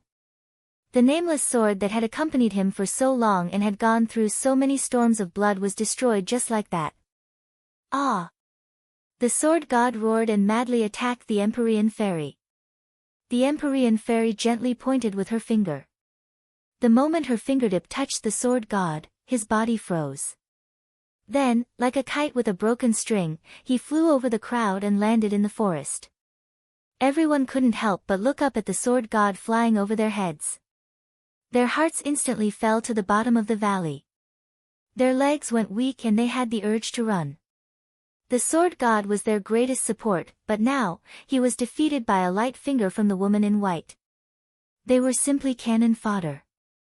No matter how many of them there were, they would only be sending themselves to their deaths. No one was a fool. They dared to gang up on her because they thought that there was something to be gained. Since there was nothing to gain and their lives were in danger, they naturally wouldn't stay here. Tang Zheng couldn't help but feel emotional. He vaguely felt that the Empyrean fairy's cultivation was even higher than when she was in the mausoleum of the first Qin emperor. This meant that her cultivation had improved by leaps and bounds recently. Of course, he didn't know that the Empyrean fairy had been sealed in the mausoleum for more than 1,000 years. After she woke up, her cultivation was sluggish, so she didn't display her true strength in the battle in the mausoleum. Of course, the Qin first emperor also had this problem at that time. That was why Tang Zheng was able to escape from the Qin first emperor's hands and turn the tables. Suddenly, a delicate cry entered Tang Zheng's ears, interrupting his train of thought. He abruptly turned around and saw Yi Dingdang in a precarious situation. He immediately leaped up and charged over, the battle's soul sword attacking Yi Xuanji with lightning speed. Seeing Tang Zheng attacking, Yi Xuanji had no choice but to retreat in panic and dodge his attack. Yi Xuanji knew his own limits. He knew that he was no longer a match for Tang Zheng.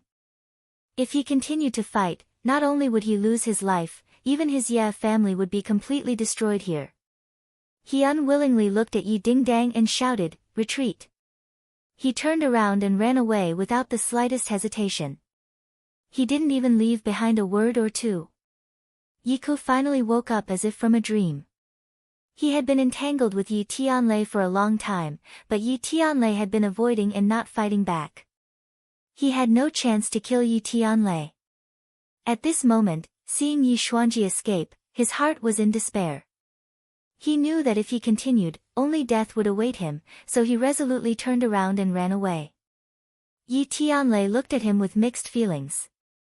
He didn't stop him, but he was somewhat disappointed.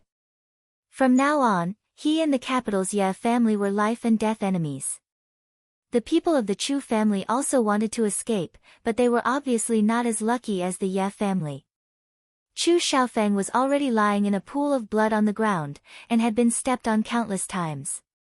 As for Chu Mingxian, his sunset blade technique had already been broken by Qin Badian and Yan Qishan.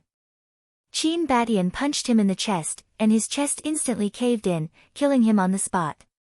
At this point, the Chu family's direct line of descent had completely fallen, and the Chu family no longer existed. Seeing this scene, the others ran even more crazily, wanting to escape from this place. Tang Zheng did not pay attention to these shrimp soldiers and crab generals, but instead searched for Song Jianan's figure in the crowd. This time, he absolutely could not let this big tiger return to the mountain. Sure enough, when Song Jianan saw that the sword god had been defeated so cleanly, he actually mixed into the crowd and wanted to quietly escape. Tang Zheng snorted coldly, his figure flashed and chased after him, shouting, "Song Jianan, where are you running to?" Not only did his son die, his grandson was also heavily injured, and now even the sword god that he had invited had been defeated. All of the chips in his hands were gone. Then what right did he have to compete with Tang Zheng? Of the 36 stratagems, leaving was the best stratagem. Hearing Tang Zheng's shouts from behind him, Song Jianan was scared out of his wits. He did not even turn his head as he madly ran, trying to escape from Tang Zheng's pursuit. However, in front of the shrinking ground into an inch technique, his speed was too slow. In the blink of an eye, Tang Zheng had caught up to him and slashed out without hesitation. Tang Zheng swallowed the 9 transformations soul recovery pill, his injuries had healed, and his fighting strength had naturally recovered to its peak state. With this slash, the exhausted Song Jianan was simply unable to block it, and could only subconsciously counterattack. Bang! The sharp edge of the sword landed on his arms, and the bone-deep wounds immediately burst out with blood. Song Jianan screamed miserably, staggered, and fell to the ground, his face bruised and swollen. He wanted to get up again, but the War Soul sword was already pressed against his chest. He did not dare to move, but he still glared fiercely at Tang Zheng, wishing that he could drink his blood and eat his flesh. The famous Song family had actually come to such a state. Song Jianan had never dreamed that he would be not only depressed, but also filled with hatred. Tang Zheng looked at Song Jianan without batting an eyelid. Although the other party was in a sorry state, he did not have the slightest bit of pity. This was a life-and-death enemy. If he were to pity him, then Tang Zheng would be a complete idiot. He would not be so soft-hearted.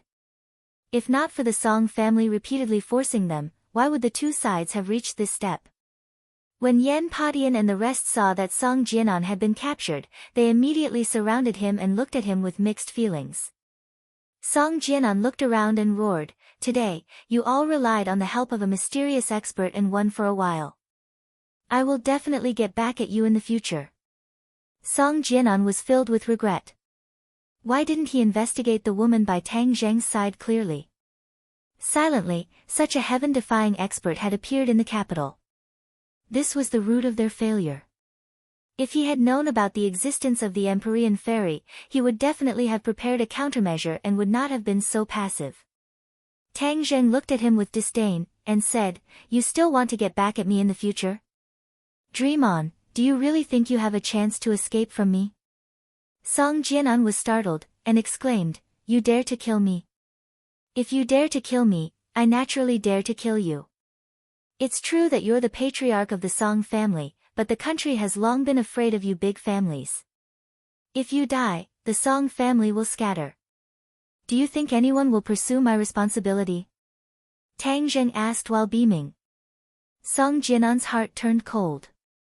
The influence of the few great families was indeed great, and they could even influence the political situation or the formulation of policies. However, relying on their luxuriant foliage and deep-rooted roots, the authorities could not do anything to them. However, he must have hated them to the bones for a long time. He wished that they would all collapse so that the authorities could take over many of their businesses. The existence of the few great clans was a product of history and was not something that happened overnight. However, a great clan would need dozens or hundreds of years to develop and strengthen, but if it was destroyed, it could be done in an instant.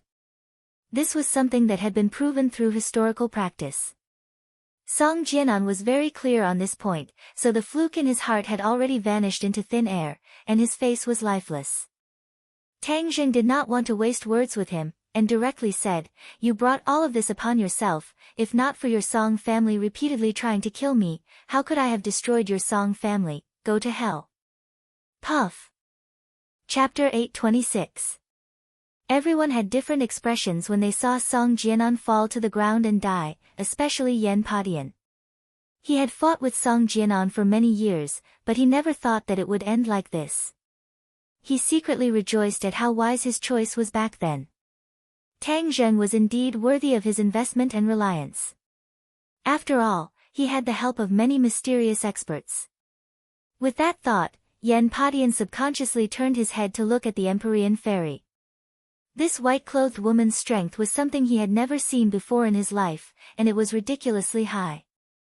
To have such a cultivation at such a young age, it was truly hard for him to imagine. He couldn't help but shake his head in disappointment. This world had really changed, and he was somewhat unfamiliar with it. Clean up the battlefield. Yan Padian put away his emotions and ordered in an orderly manner. This area was in a mess. Blood was everywhere, and there were also many corpses. This time, both sides had suffered casualties, but the enemy's casualties were even heavier, especially those with prominent identities. Tang Zheng swept his gaze across the ground, and asked, "Where's Song Yu?" "Song Yu? He's gone." Yan Luyun rummaged through the ground, but there was no Song Yu at all. Tang Zheng's face darkened, and said, "He actually escaped. Let's chase after him," Yan Luyun suggested. Tang Zheng shook his head. Song Yu was incomparably crafty, who knows how long he has been running for. It was like looking for a needle in a haystack, so how could he chase after him? However, the Song family was already finished, and Song Yu was a stray dog. As long as he appeared, he would definitely be discovered, so Tang Zheng was not in a hurry. What he was concerned about was the life and death of the sword god. The sword god had flown into the distant forest, and his life and death were unknown.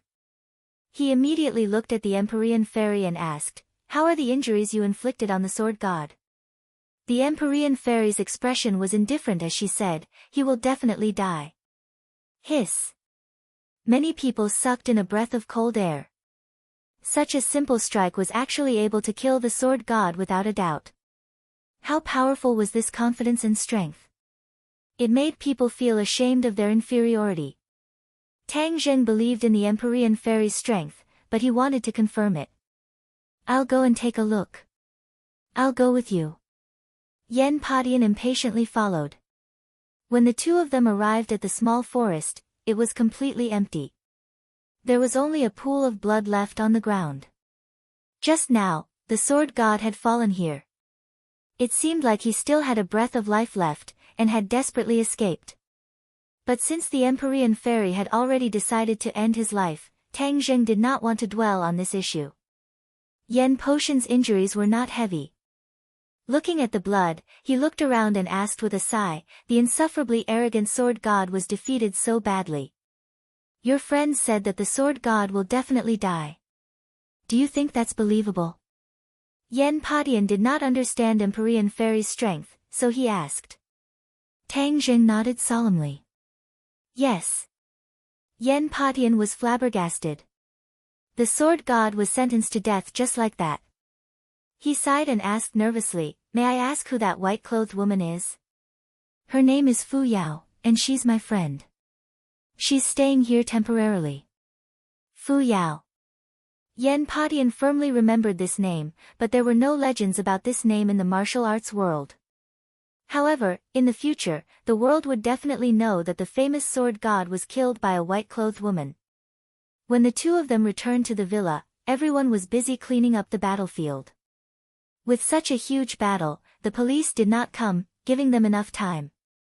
Otherwise, it would definitely cause panic. Empyrean fairy had already returned to the villa, and the other women carefully walked out. Looking at the mess in front of them, other than Marshall, the others felt their stomachs churn, and had the urge to do evil. "Are you guys alright?" Tang Zheng saw their pale faces and hurriedly asked. The few of them stammered and shook their heads, saying that they were fine. Since the Empyrean fairy had pointed out that Tang Zheng's intention of leaving them behind was to train them and let them adapt to this kind of scene, naturally no one would back down. Tang Zheng heaved a sigh of relief. The impact of all of this on them was self-evident, but he didn't have any good ideas. He could only use such a crude method to teach them a lesson. "We weren't able to help you." Fang Shishir was the first to reflect on herself in shame. The others were all worried. Tang Zheng smiled faintly and said, "There's no need for you to do anything to take care of them." The few of them had resentful expressions on their faces as their gazes involuntarily landed on Yidingdang's body. Without a doubt, Yidingdang's valiant and heroic appearance had left a deep impression on them, causing them to feel ashamed of their inferiority. Yidingdang was also a woman, so how could she be so powerful? Helping Tang Zheng?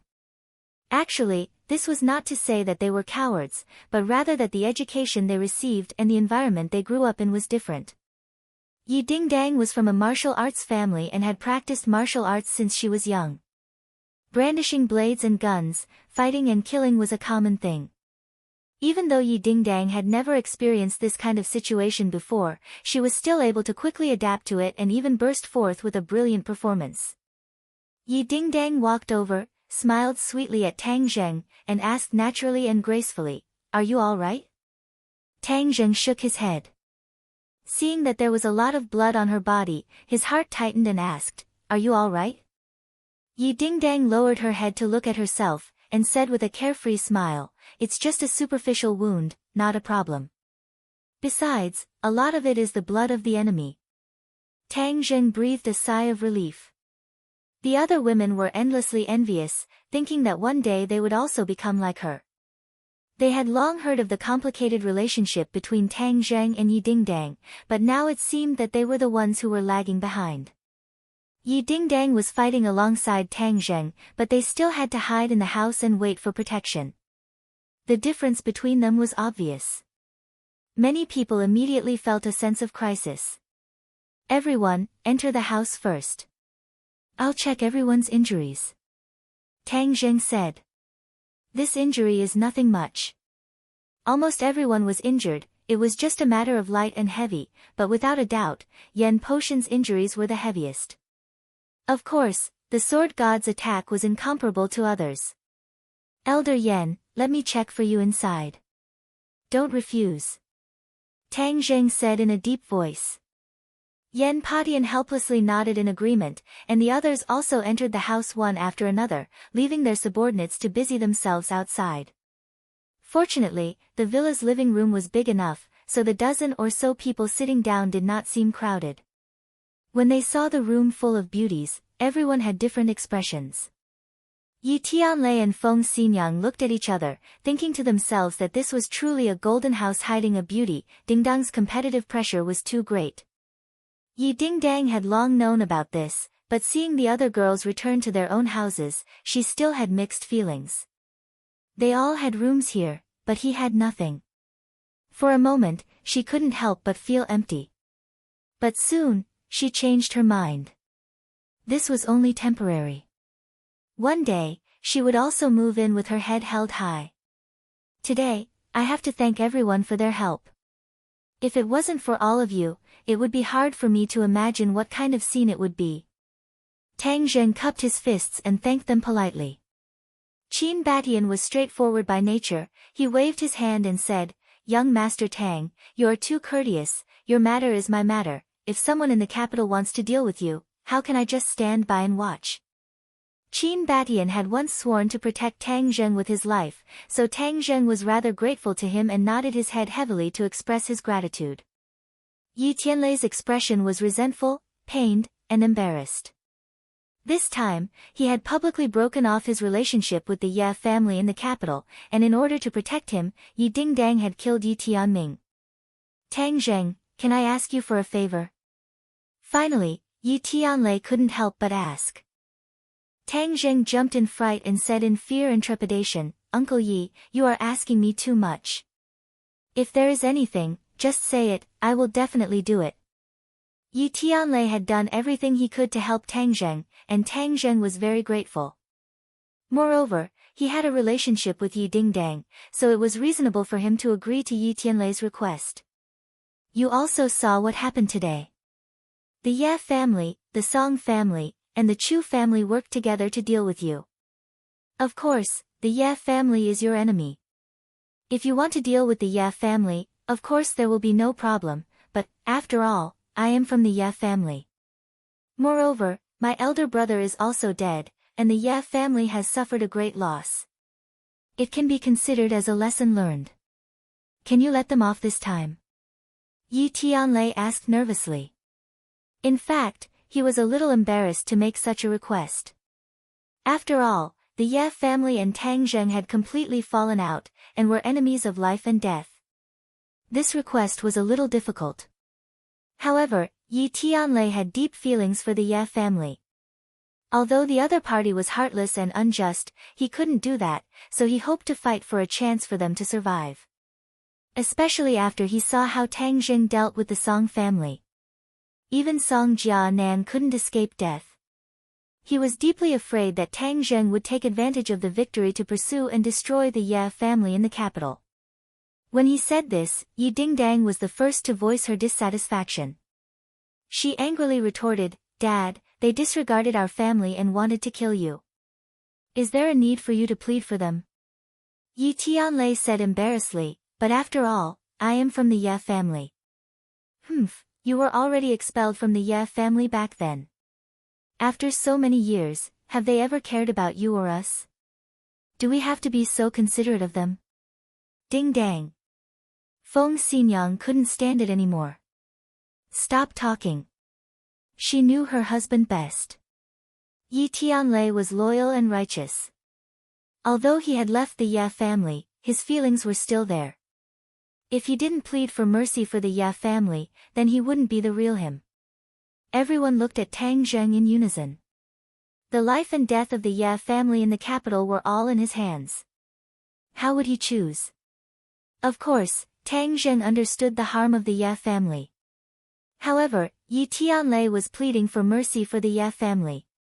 If he rejected, wouldn't it hurt his feelings? Moreover, Yi Tianlei's identity was special. He had to consider their feelings. After this battle, the Ye family's vitality has been greatly damaged. Although they hate me, they won't dare to act rashly. Otherwise, the Song family will be their example. Tang Zheng thought to himself. Suddenly, he had a flash of inspiration. He thought of another problem. If the Song family and the Chu family were finished, the government would be very happy. They would be impatient to take over their businesses. Then, of the 4 major families in the capital, only the Ye family and the Yen family would be left. The pressure on the government would be greatly reduced. However, if the Ye family was destroyed, only the Yen family would be left. How would the government deal with the only remaining Yen family? Get rid of them quickly. Tang Zheng immediately thought of this word. The government would definitely not allow the situation of the 4 major families to arise again. Therefore, if only the Yen family was left, then they would definitely get rid of them without hesitation. After all, the influence of one family was much smaller. If there was still the Ye family, then the government would definitely be afraid and wouldn't dare to act rashly. Chapter 827. Seeing that everyone was looking at him with burning gazes, Tang Zheng muttered to himself, Uncle Yi has pleaded for mercy, so I will naturally agree. As long as the Ye family in the capital no longer provokes me, I can spare them this time. Hearing that, Yi Tianlei was wild with joy, and hurriedly thanked him. Tang Zheng, thank you so much. Although many people thought that this was too risky, Tang Zheng had already made his decision, and they could not change it. However, many people were very touched. After all, Tang Zheng cared a lot about their feelings, and even took the risk to agree to Yi Tianlei's request. Yi Dingdang was indignant. She wanted to say something but hesitated, but looking at her father's expression, she swallowed her complaints back into her stomach. Elder Yen, let me check your injuries first. Seeing that Yen Padian was exhausted, Tang Zheng hurriedly placed his hands on his wrist, and his heart could not help but tremble. In the battle with the sword god, Elder Yen was severely injured, and it was mainly internal injuries. If he was not careful, it would affect his future cultivation. This injury was caused by him, so Tang Zheng naturally could not stay out of it. Thus, he took out a 9 transformations soul return pill and said, Elder Yen, after consuming this pill, your injuries will be fine. The 9 transformations soul return pill was extremely precious, but in order to treat Elder Yan's injuries, he would not be stingy. Yen Patian had just witnessed the effects of the 9 transformations soul return pill with his own eyes. TSK, he subconsciously looked at Tang Zheng's hands, which had long since recovered to its original state. He understood that this was a healing panacea and said excitedly, my injuries will be fine after recuperating for a period of time. This medicine is too precious. Yen Padian had an extremely good relationship with the King of Medicine, but he had never seen the King of Medicine concoct such a pill, so he guessed that it must have been concocted by Tang Zheng using a cultivator's methods. Tang Zheng shook his head. This medicine is used to treat injuries, although it is precious, it is not a problem, Elder Yen, please do not decline. Then. All right. Yen Padian happily took it and swallowed it. Immediately, a strong vitality burst forth from the pill, and his internal injuries were quickly healed. Even the small wounds on his body were healed. He personally felt the miraculous effects of this medicine and couldn't help but be dumbfounded. He exclaimed, this is too mysterious. He stood up and moved his muscles and bones. He actually felt that his condition was better than before the battle. Moreover, that powerful vitality had caused many changes to his body. He was already old, and his bodily functions were deteriorating little by little. However, that vitality changed this situation, allowing his body to return to its middle-aged state. Tang Zheng, thank you so much. He couldn't help but grab Tang Zheng's hand and nodded his thanks. Tang Zheng faintly smiled. The 9 transformations soul restoration pill was far too rare, or else he would have gifted everyone one. Elder Yen, you were injured because of me. This is what I should do. Hee, actually, I still took advantage of you this time. Although I put in a lot of effort, my gains are far greater than this. Yen Padian said sincerely. He was already old, and his bodily functions had deteriorated severely. Although he was already a grandmaster martial artist, it was extremely difficult for him to advance any further.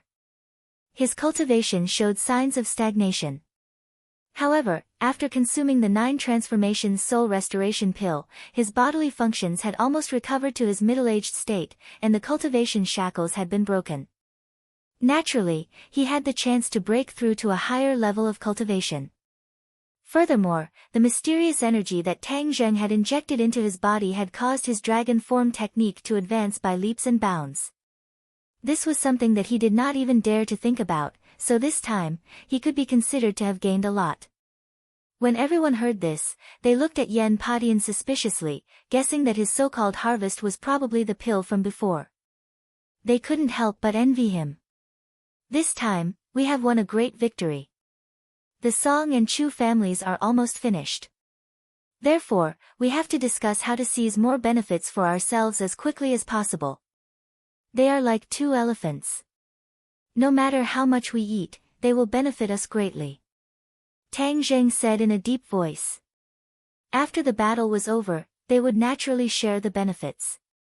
Taking advantage of the fact that the authorities had yet to fully react, they had to seize this opportunity to fight for more benefits for themselves. Otherwise, the opportunity would be fleeting. At that time, everything would belong to the country, and it would be impossible for them to obtain benefits from it. Everyone's expression immediately became excited, especially Yen Qishan and Qin Badian. The Yen family was the strongest family to begin with, and if they were to take another step forward, their strength would reach another level. As for Qin Badian, his strength was not weak either, but compared to the other great families, he was still lacking.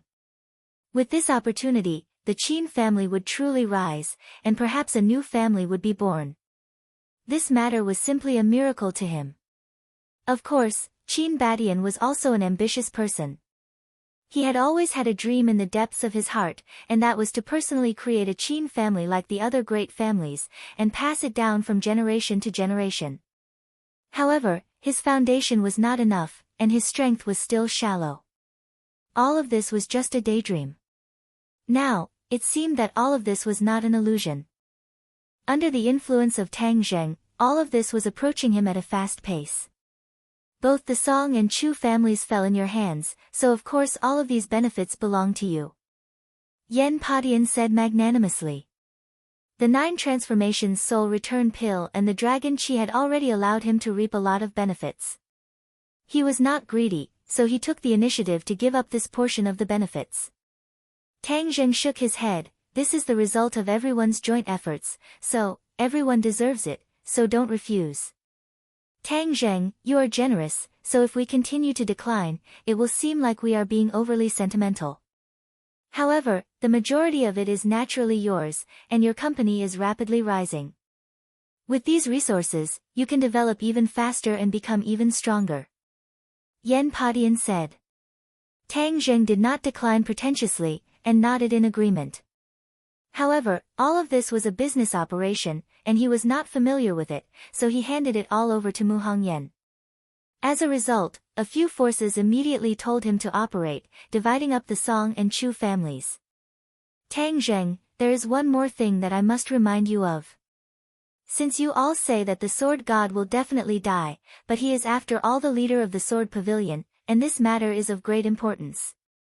I wonder what kind of power he has behind him, and the death of the sword god is not the end, but the entire body is affected. I wonder how many more things will happen, so you have to be on guard against them.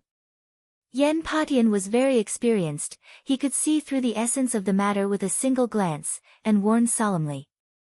Tang Zheng nodded his head. He knew more than Yen Padian, and knew that behind the sword pavilion was the Azure Dragon Palace. He had no choice but to think about how this mysterious power and the mysterious High Lord would react. If the Azure Dragon Palace were to make things difficult for him, how should he deal with it? He subconsciously looked towards the Empyrean Fairy's room. Without a doubt, he had no choice but to place his hopes on the Empyrean Fairy, but what if the Empyrean Fairy left him in the future? Therefore, forging iron required one's own strength. The safest way was to continue to raise one's own strength. Everyone followed his gaze and looked towards the tightly shut door. They knew that the white-clothed woman who had killed the sword god was inside.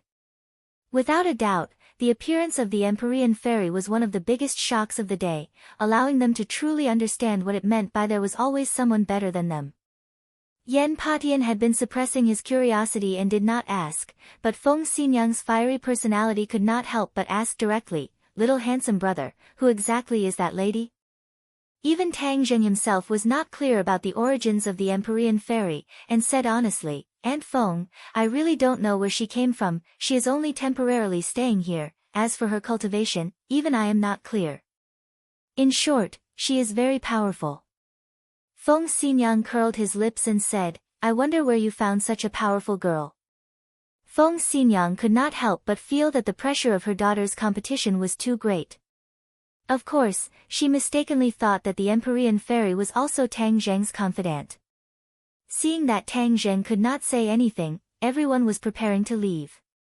Suddenly, Tang Zheng's pupils constricted as he looked out the door, his eyelids twitching. "Someone's coming." Yen Patian also looked out the door at the same time and exclaimed. Seeing that everyone was nervous, Tang Zheng waved his hand, indicating that everyone should not worry. He walked out and saw a person walking into the courtyard in the blink of an eye. The person who came looked around the battlefield. Many people were still busy cleaning up the battlefield. The corpses had already been moved away, but the ground was still a mess. He slightly frowned, looked at Tang Zheng, and then looked at the people around him, and said, "Tang Zheng, come with me." Number 2. Tang Zheng and Yen Patian exclaimed at the same time. This person was the chief's personal guard, number 2, a mysterious person who would not easily appear. Yen Patian had only met him once many years ago. Tang Zheng knew number 2, so he naturally knew that his identity was special. The others were confused. Who was this person? Why was his name so strange, called number 2? Number 2's tone was old-fashioned and stiff, making people feel a bit hostile.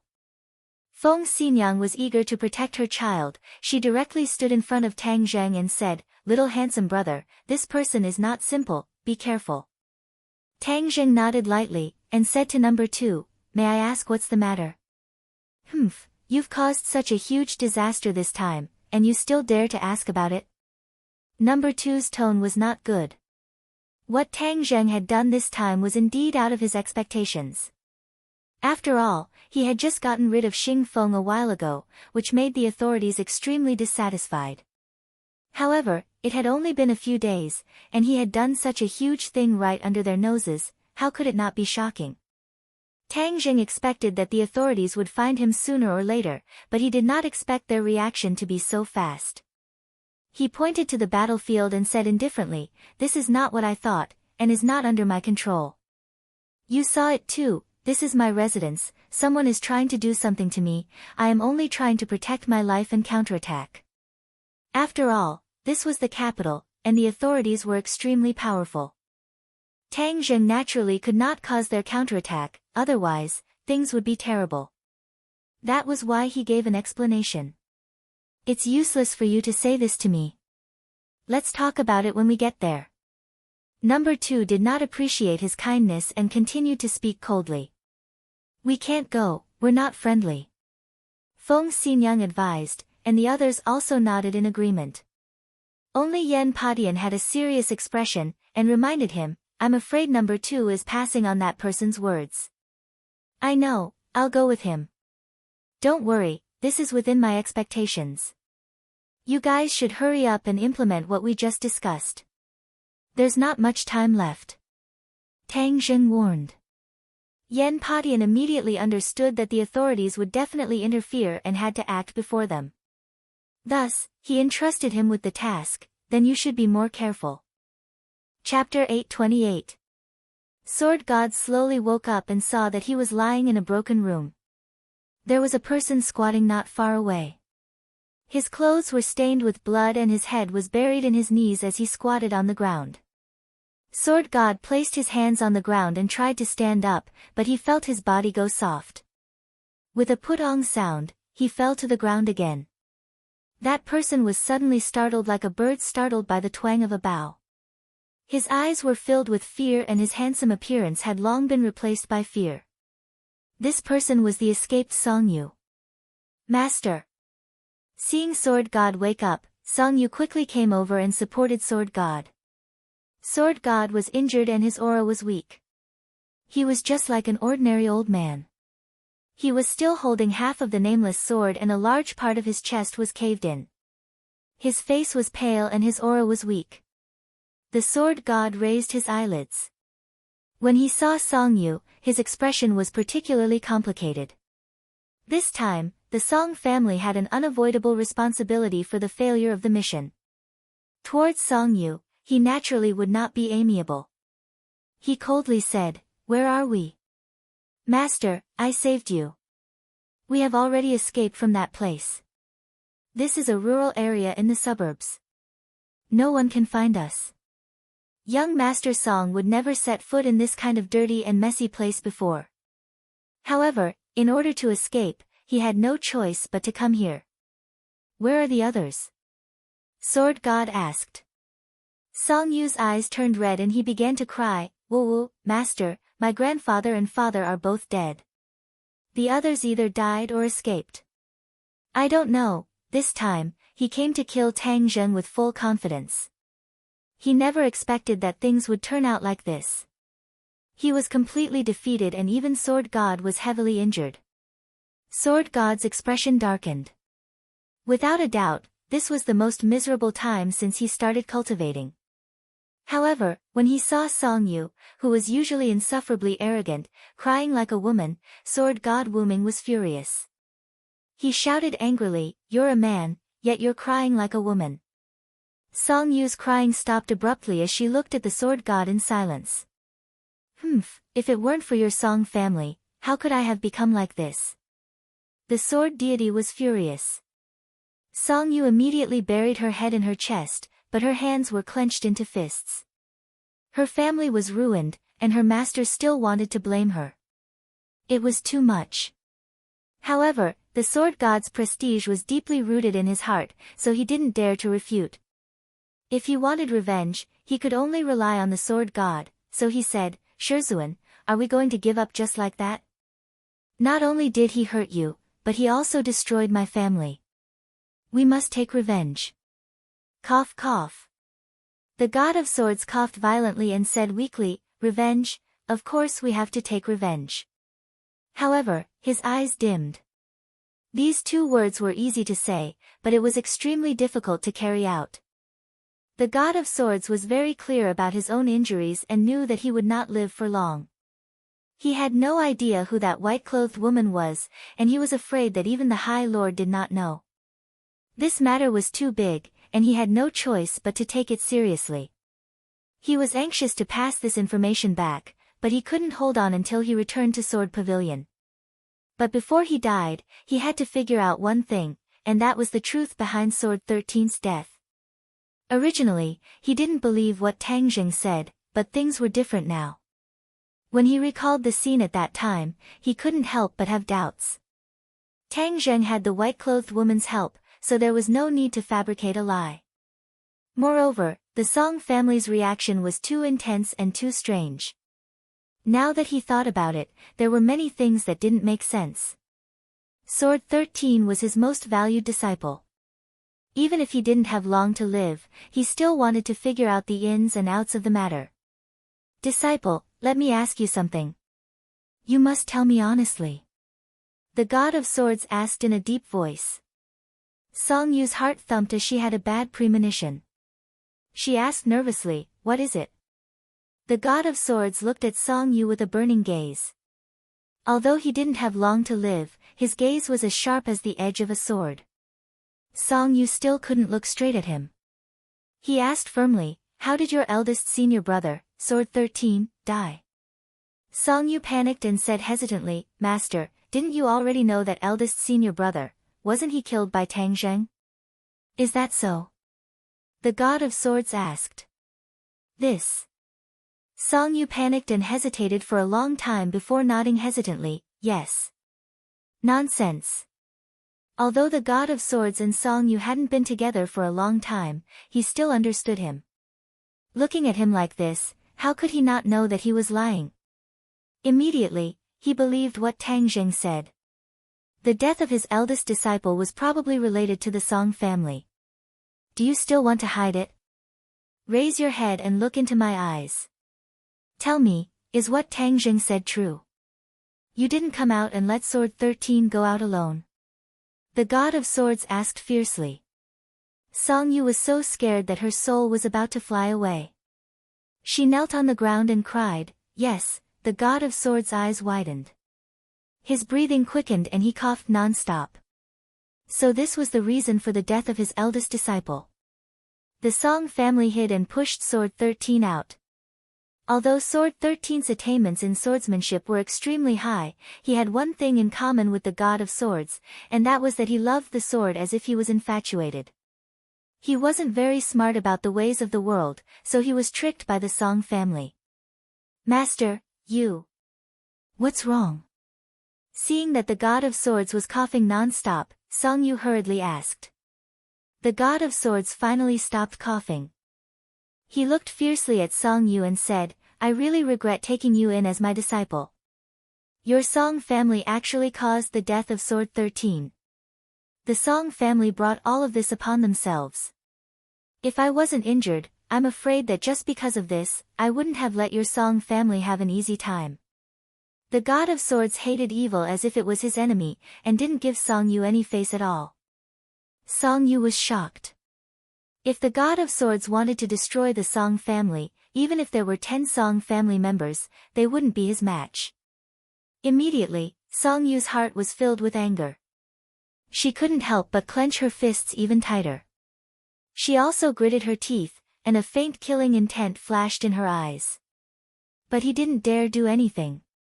The reputation of the God of Swords had long since been deeply ingrained in his bones. He didn't dare offend his superior at all. Master, calm your anger. We had no choice but to do this. If it wasn't for Tang Zheng pressuring us step by step, we wouldn't have done this. Song Yu took a deep breath, suppressed the hundreds and thousands of twists and turns in her heart, and explained pitifully. This is the people of your large families. All of them are sinister and cunning. They only know how to sacrifice others to protect themselves. They're extremely despicable. The God of Swords had an extremely deep relationship with Sword 13's master and disciple, and he still continued to rattle on angrily. Song Yu's expression became extremely unsightly. She was submissive and didn't know how to reply. After a long time, the God of Swords' anger calmed down slightly, and he said, Raise your head, look at me, and listen to my orders. Song Yu raised her head nervously, and she was shocked when she saw that the God of Swords' face had become even paler, as if he was a dead person. The God of Swords trembled as he took out a command token from his bosom, and he said, Return to the Sword Pavilion and bring this command token to your second senior brother. Tell him that from now on, he's the successor of the Sword Pavilion, and he must lead the Sword Pavilion to develop and strengthen step by step. Song Yu was dumbstruck as he looked at the command token. He recognized that this was the command token of the Master of the Sword Pavilion. With this command token, everyone in the Sword Pavilion had to listen to his orders. Master actually wants to pass the position to second senior brother. Could it be that his injuries? Song Yu was shocked in her heart, and she looked at the God of Swords with a burning gaze, and she felt that his condition was extremely bad.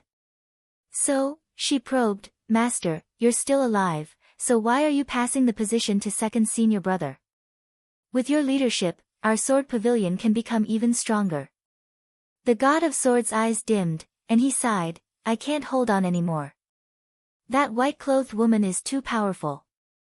That attack directly cut off my vitality. If it wasn't for my profound cultivation, I'm afraid that I wouldn't have been able to hold on until now. Song Yu's face changed. She's that powerful? Yes, she's too powerful. When you return, you must tell this news to the Honorable Lord. You must ask the Honorable Lord to pay attention to this person. The God of Swords urged. Honorable Lord, Song Yu's heart skipped a beat. He had only heard of the Honorable Lord's name, but he had never seen him in person. But he knew that this person was the person behind the Sword Pavilion, and everyone in the Sword Pavilion, including the God of Swords, had to listen to his orders. So, Song Yu was both curious and in awe of the Honorable Lord. There was actually someone in this world that could make the God of Swords bow to him. Just how powerful was this person? Song Yu couldn't imagine. Yes, although you haven't seen the Honorable Lord before, you will definitely have the opportunity to see him when you return this time. You must be respectful to the Honorable Lord, and you must carry out any orders of the Honorable Lord. Do you hear me? Yes. Master, you really can't hold on anymore? Yes, I can't hold on anymore. I never thought that I would end up like this after roaming unhindered for my entire life. The God of Swords sighed and took out another sword manual. On the cover, the words, "Ninth Heaven Galaxy Fall," were written. Song Yu's heart jumped wildly. He was very clear that this was the most powerful sword technique that his master was most proud of. He had relied on this sword technique to win against Tang Zheng. Could it be that master wanted to pass this sword technique down to him? Song Yu's little heart was incomparably excited, and his face flushed red. Unexpectedly, the God of Swords' next sentence caused his heart to fall to the bottom of the valley, and his face immediately froze. Give this Ninth Heaven Galaxy Fall sword technique to your second senior brother. There are many of my comprehensions of sword techniques in it. Let your second senior brother properly comprehend and cultivate it, and strive to achieve great success as soon as possible. It's not for me. Song Yu asked in disappointment. Your Song family caused the death of Sword 13, and I was also implicated because of this. Do you still want me to pass down my lifelong knowledge to you? Wishful thinking. The God of Swords reprimanded mercilessly. Normally, he would also reprimand his disciples like this, and no one dared to talk back. Therefore, this habit had been formed, and even if his life was hanging by a thread, he could not change it. Song Yu was furious, and thought to himself, you're already at death's door, and you still want to reprimand me like this? Moreover, you're so biased, giving everything to second senior brother, and I have nothing. Unfair, unfair. He shouted in his heart, and his expression became extremely unsightly. The God of Swords looked at him suspiciously and asked, Did you hear what I said? Give everything to your second senior brother. Song Yu suddenly roared, and said, If I give him everything, then what do I have? I'm not your messenger. I didn't punish you, and that's already considering our relationship as master and disciple. Do you still want to ask for more? The God of Swords flew into a rage. Ha, you're about to die, and only I know what you said. I said that I'm the next master of the Sword Pavilion, and second senior brother, you can only listen to my orders. Song Yu suddenly laughed, and the madness in his eyes was difficult to conceal. The God of Swords' heart thumped, and said, You dare not listen to my orders, this is deceiving your master and destroying your ancestors. Ha, you're already at death's door, so what if I deceive my master and destroy your ancestors? Since you've said so, then I'll let you experience what it means to truly deceive your master and destroy your ancestors. Song Yu's killing intent erupted, and he suddenly grabbed the God of Swords' neck, and used all his strength to choke him. You, evil disciple, deceiving your master and destroying your ancestors. The God of Swords was already at the end of his life, and he was unable to catch his breath. He struggled weakly for a few times, and his eyes were wide open as he breathed his last. Chapter 829. Tang Zheng once again stepped into the courtyard house that represented power, and many auras in the dark firmly locked onto him. It was clear that his actions this time had caused the officials to be even more fearful. He walked in casually, but this time he did not go to the study. Instead, he went to the living room. Even number 2 did not leave. He stood respectfully behind the bureau chief. As for those auras in the dark, they did not disappear. They were obviously guarding against him. His actions had completely exceeded the control of the government. They had to be on guard. The bureau chief's face was gloomy, as if dark clouds were pressing down on the sky. He looked at Tang Zheng sternly and said, "You really can't stop for even a day. This time, even the Song and Chu families have fallen in your hands." The other party went straight to the point. Tang Zheng did not beat around the bush and said directly, "The bureau chief is very observant. Naturally, you know what happened this time. I am at home. These people came to kill me. I can't just stretch my neck and ask them to do it, right? Humph, didn't you promise me that you will not stir up trouble in Beijing?" The bureau chief questioned. Tang Zheng said calmly, "I didn't stir up trouble. I had no choice. Whatever you say makes sense. Whether it makes sense or not, the bureau chief will judge. Moreover, the biggest beneficiary of this incident is the country, isn't it?" Tang Zheng asked with a smile. The bureau chief was stunned and fell silent. This sentence hit the nail on the head. Although the bureau chief was very angry with Tang Zheng's actions, he also understood that this was very beneficial to the country. They had long wanted to deal with the big families. However, the government could not act without restraint. Because of this, they did not dare to take action. "I did what the country could not do. I am a meritorious person," Tang Zheng joked. The bureau chief snorted and said, "Meritorious person? Humph, do you know how serious the consequences are? Is it really that serious? I believe that the country will definitely find a way to calm the situation and maximize its own benefits." Tang Zheng went straight to the point. Every sentence hit the nail on the head, making the bureau chief very passive. The bureau chief understood that he had seen everything clearly, so he couldn't do anything even if he wanted to. Although his words were full of arrogance, he wouldn't fly into a rage just because of that. In fact, in retrospect, Tang Zheng's series of actions were not harmful to the country at all. Instead, he helped the country eliminate a threat. However, he was free and undisciplined in his actions, which gave the chief a headache. The chief wanted to use this opportunity to teach him a lesson so that he wouldn't cause any more trouble. "You sure have a glib tongue. You make it sound so easy." The bureau chief still didn't give him a good look. "Not to mention the Song and Chu families, even the sword god was defeated by you. Who exactly is that woman in white, and what is her relationship with you?" This was the main point. There was a super expert like the white-clothed woman in the capital, which made him feel uneasy. He also wanted to see the face of the heroine, but his subordinates kept dissuading him. Finally, he gave up the idea. Even the sword god wasn't a match for the white-clothed woman. If she was brought here, even if there were hidden experts protecting her, the bureau chief would still be in danger. Therefore, they couldn't let the bureau chief take the risk. However, finding out the background of the white-clothed woman was a top priority. After all, there was such a powerful person hidden in the capital, which was a hidden danger. Tang Zheng was very meticulous. Seeing the bureau chief take the initiative to mention the Empyrean fairy, he understood his worries. However, the Empyrean fairy's background was mysterious, and it was related to Qin Shi Huang. Of course, he couldn't tell the truth. Therefore, he pondered for a moment and said, "This person's name is Fu Yao. I met her by accident. As for her background, she always kept it a secret, so I don't know."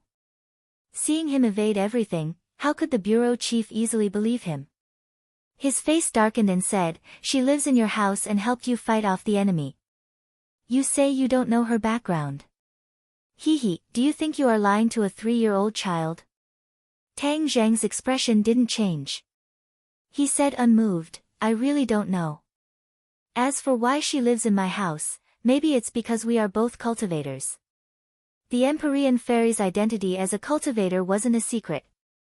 Therefore, he admitted it without hesitation. "You are not the only cultivator in this world. Why doesn't she live in someone else's house, but yours?" The bureau chief asked. Tang Jing shrugged, I don't know about that. Seeing that he wasn't afraid of boiling water, the bureau chief couldn't do anything. He couldn't force him. However, the bureau chief didn't give up and continued to ask, what is her cultivation level? Tang Jing sighed and said, I really don't know. This was the truth. He also wanted to know the Empyrean fairy's cultivation level. However, she didn't tell him. He couldn't do anything about it. The bureau chief raised his thick eyebrows and said angrily, you don't know anything. What do you want to do? I don't want to do anything. I just want to live a quiet life. The bureau chief was very dignified, but he couldn't oppress Tang Jing. The bureau chief's breathing also became hurried. This time, he specially invited Tang Jing here. Other than to beat him up, the most important reason was to find out more about the woman in white. Now, he only knew that she was called Fu Yao. He didn't know anything else. This made him very depressed and angry. However, facing Tang Jing, no matter how angry he was, he couldn't vent it. He was like a ball of cotton. When he punched him, he was soft and didn't have any place to exert force. The bureau chief stared at Tang Jing. Seeing that his expression was as calm as a rock, he knew that he couldn't get anything out of him. Therefore, he changed the topic and said, the sword god was defeated. He definitely won't let this go. How are you going to deal with this? I have to correct you. The sword god wasn't defeated. He was seriously injured and will definitely die. Tang Jing corrected him. What, the sword god will definitely die? The bureau chief's eyelids twitched. He held the armrest of the chair with both hands and almost stood up in shock. Number 2 was also shocked. He looked at Tang Jing in disbelief. However, looking at his calm and confident expression, it was obvious that he wasn't lying. Tang Jing had already expected their reaction. After all, the sword god was famous, so he didn't think that he would die so easily. He lightly nodded his head, yes, this is Fu Yao's judgment. I believe in her judgment. She killed the sword god so easily. The bureau chief was so shocked that he couldn't speak.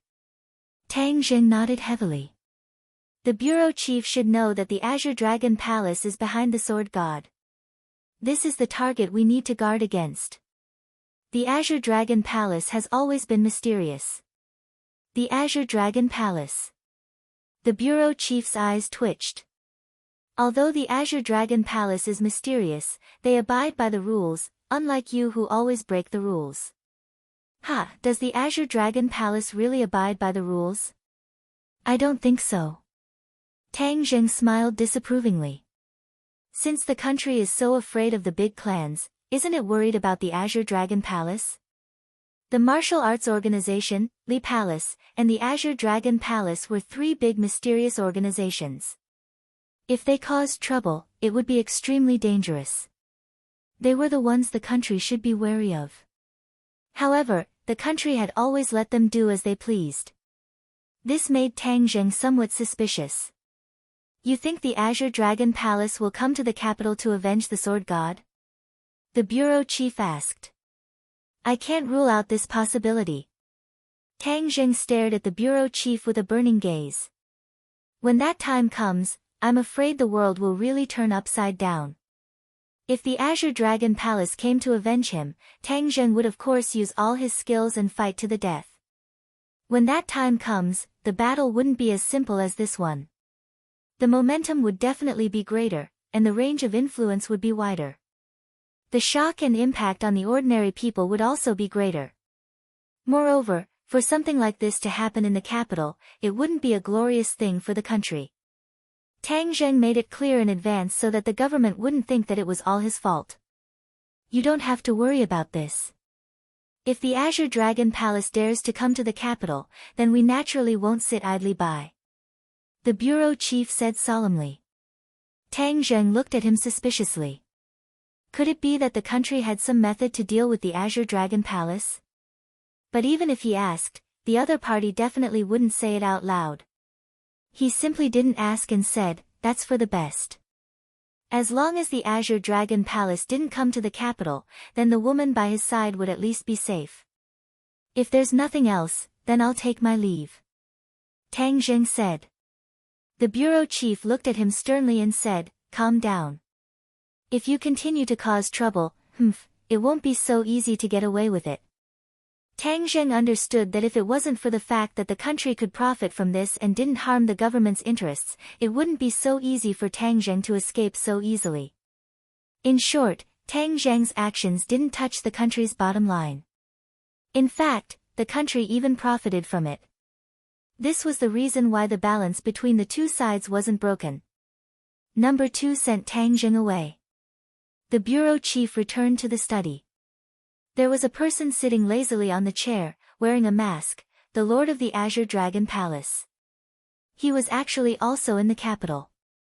If Tang Zheng knew, he would definitely be very surprised and even afraid. If the lord of the Azure Dragon Palace had participated in this battle, the outcome would have been uncertain. The bureau chief looked at the lord with shining eyes and said, the sword god is already dead.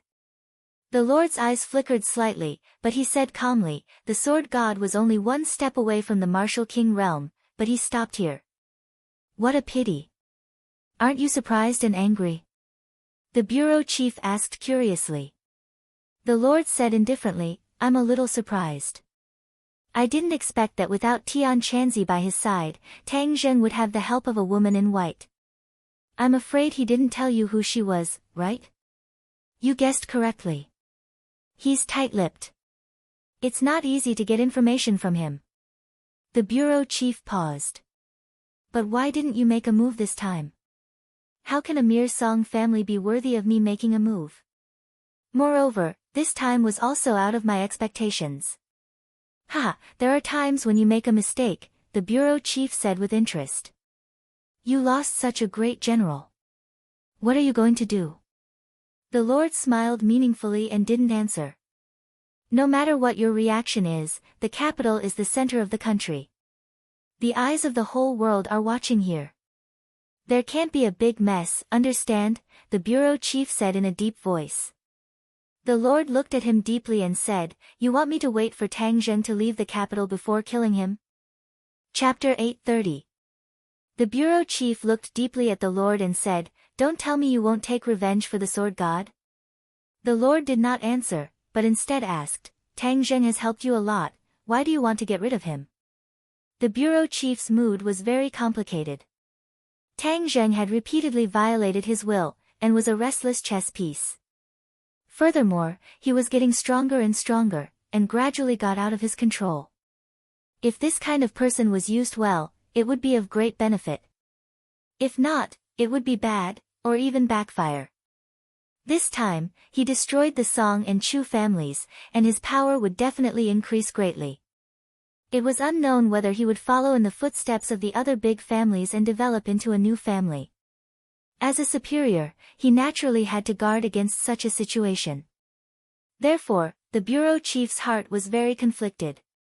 Seeing that the lord went straight to the point, he muttered, Tang Zheng is still a good young man, I am worried that you will kill him. The lord smiled mysteriously, you don't have to worry, he can't die yet, he is of great use. The bureau chief raised his eyebrows and said, what's the use? The lord was silent. Seeing that he couldn't get an answer, the bureau chief said, it's good that you don't touch him, then you can live in peace. Live in peace. The lord smiled meaningfully, his figure flashed, and suddenly disappeared from the study room. The bureau chief looked at the empty study room, lowered his head, and fell into deep thought. In the following period of time, the capital was calm, and Tang Zheng's forces quickly divided up the forces of the Song and Chu families. However, the official reaction was also very fast, and within a few days, they also began to collect the remaining forces of the two families on a large scale. Tang Zheng's side chose to withdraw, but they had already eaten their fill and had reaped a lot of benefits. Song Yu disappeared and never appeared in the capital again.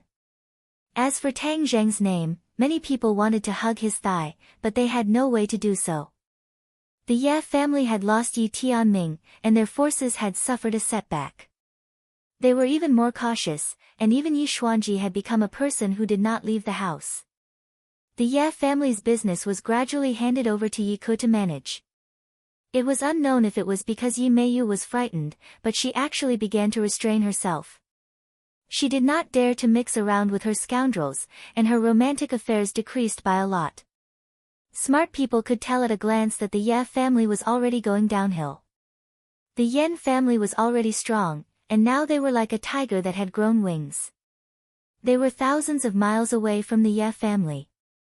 Another one that attracted the attention of many was Qin Badian. Qin Badian was originally a rising star of the younger generation, but there was still a large gap between him and the other major clans. But this time around, he took advantage of the situation to rise up and had a close relationship with Tang Zheng, causing many people to be jealous. Why didn't they have such good foresight, placing their chips on Tang Zheng so early? Now, it was time for them to reap the rewards. As for Tang Zheng's company, it was even more successful. It was developing extremely quickly in various fields, and its layout was becoming more and more grand. Even Tang Linger benefited a lot from it, and directly acted as the female lead of a TV series with a huge investment. Tang Zheng had nothing to do, so he had been cultivating at home. After all, he had gained a lot of insights from this battle. As for the others, they were even more so, as they worked even harder in their cultivation. Half of the energy in the spar had already been absorbed by Tang Zheng. The innate qi in his body had become more and more vigorous, and his cultivation had increased greatly. But his quiet days were quickly broken. Yen Luyun called and said that someone had actually invited him, and asked young Master Yen to pass the message. This person was naturally not an ordinary person. Ji Wuxiang. When Yen Luyun said this name, Tang Zheng was secretly shocked. Although he had only met Ji Wuxiang once, he had a deep impression of him. Logically speaking, he also owed Ji Wuxiang a favor, so he naturally could not refuse this invitation. This time, the location of the meeting was not Ji Wuxiang's high-class club, but a Go club. Tang Zheng was not a Go lover, so when he saw this Go club, he could not help but be stunned. There was actually a private Go club nowadays, so he was afraid that this was definitely a business that was losing money. Yen Luyun seemed to have seen through his thoughts, and explained, "It is said that Ji Wuxiang is a Go lover, and this Go club has specially trained a group of Go players. It is said that there are many experts among them, and Ji Wuxiang himself is even at the level of a national master." Tang Zheng suddenly understood. With Ji Wuxiang's wealth and status, not to mention a Go club, even if there were 10 Go clubs, it would not be a problem for him to pay for his hobby. The Go club did not occupy a large area, and its appearance was like a Go piece. It was very exquisite, and it was quiet in the midst of chaos, with an elegant artistic conception. Ji Wuxiang quickly walked out to welcome him. He still had an ordinary appearance, and he looked like he would not be found in a crowd. It was a strong contrast to his identity. "Young Master Tang, please forgive me for not going out to meet you." Ji Wuxiang courteously welcomed him.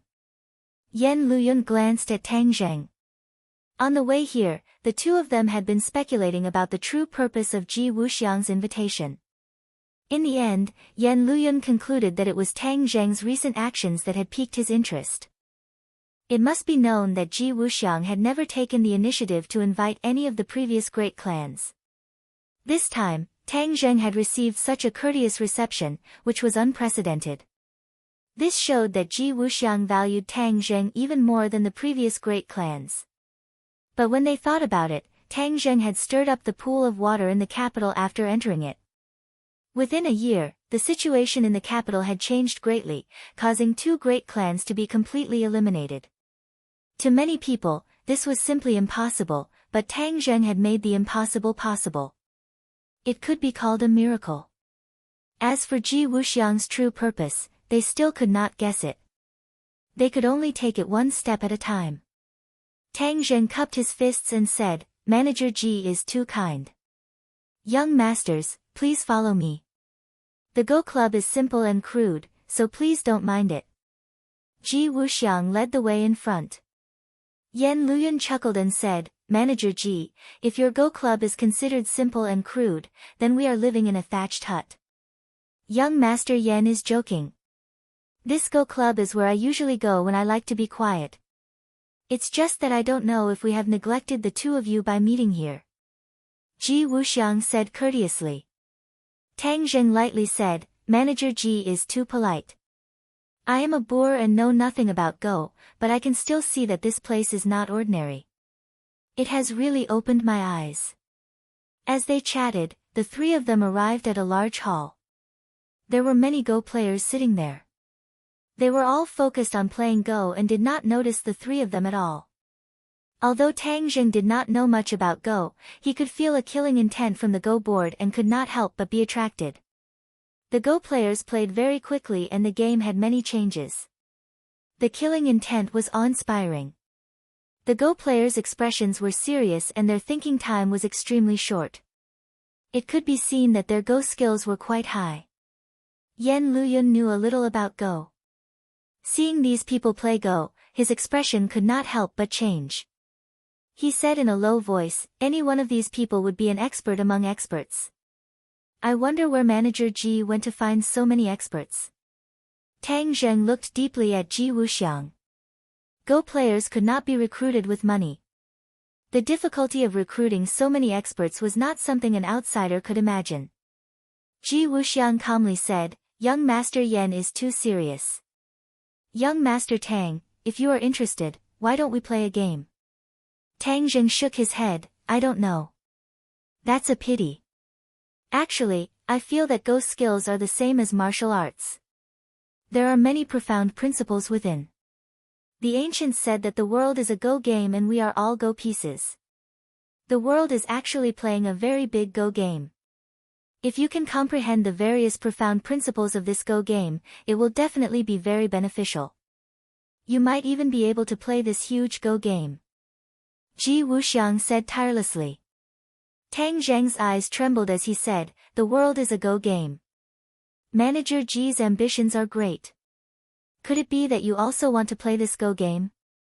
Ji Wuxiang laughed, I am just a person without the strength to truss a chicken. How could I dare to have such extravagant hopes? I just feel that young Master Tang is a dragon among men. You will definitely have the opportunity to comprehend this Go game and play this Go game. Tang Zheng chuckled, Manager Ji thinks too highly of me, who doesn't know of Manager Ji's huge power, the matter that no one in the capital can settle, is a piece of cake in front of Manager Ji, it's just a piece of cake. How could I dare to be mentioned in the same breath as Manager Ji? Tang Zheng could not understand the other's intentions and could not help but mutter in his heart. Young Master Tang is too modest. If young Master Tang had the opportunity to play this Go game, I wonder how you would play it. Ji Wuxiang persistently asked. Tang Zheng's eyebrows jumped as he said, I don't know how to play Go, so I can't answer you. Play Go can be learned. Young Master Tang is smart, so you will naturally be able to learn it. I am not interested in learning for the time being. You will be interested in the future. Ji Wuxiang said in a profound manner. Yan Liuyan's expression became serious as he listened to the two's conversation. These words were too profound and he could not understand the meaning behind them. Could it be that the Go game was really that powerful? He casually picked up a Go piece from the Go board. Just as he was about to pick it up, his expression greatly changed.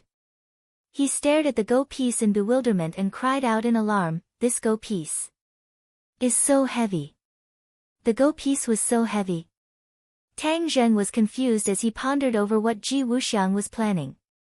Hearing Yan Liuyan's cry of alarm, he unconsciously looked at the Go piece in his hand. A Go piece was so small, so how heavy could it be? Yan Liuyan took a deep breath as if he was using all of his strength to pick up the Go piece. The veins on his arm bulged, making him look very strange. Tang Zheng's heart trembled.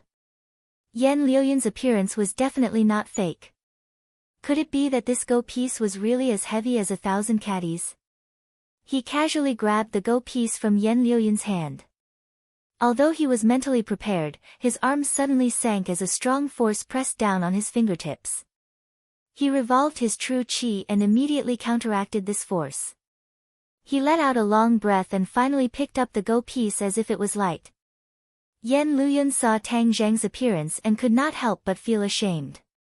He was a few years older than Tang Zheng, but their strength was so different.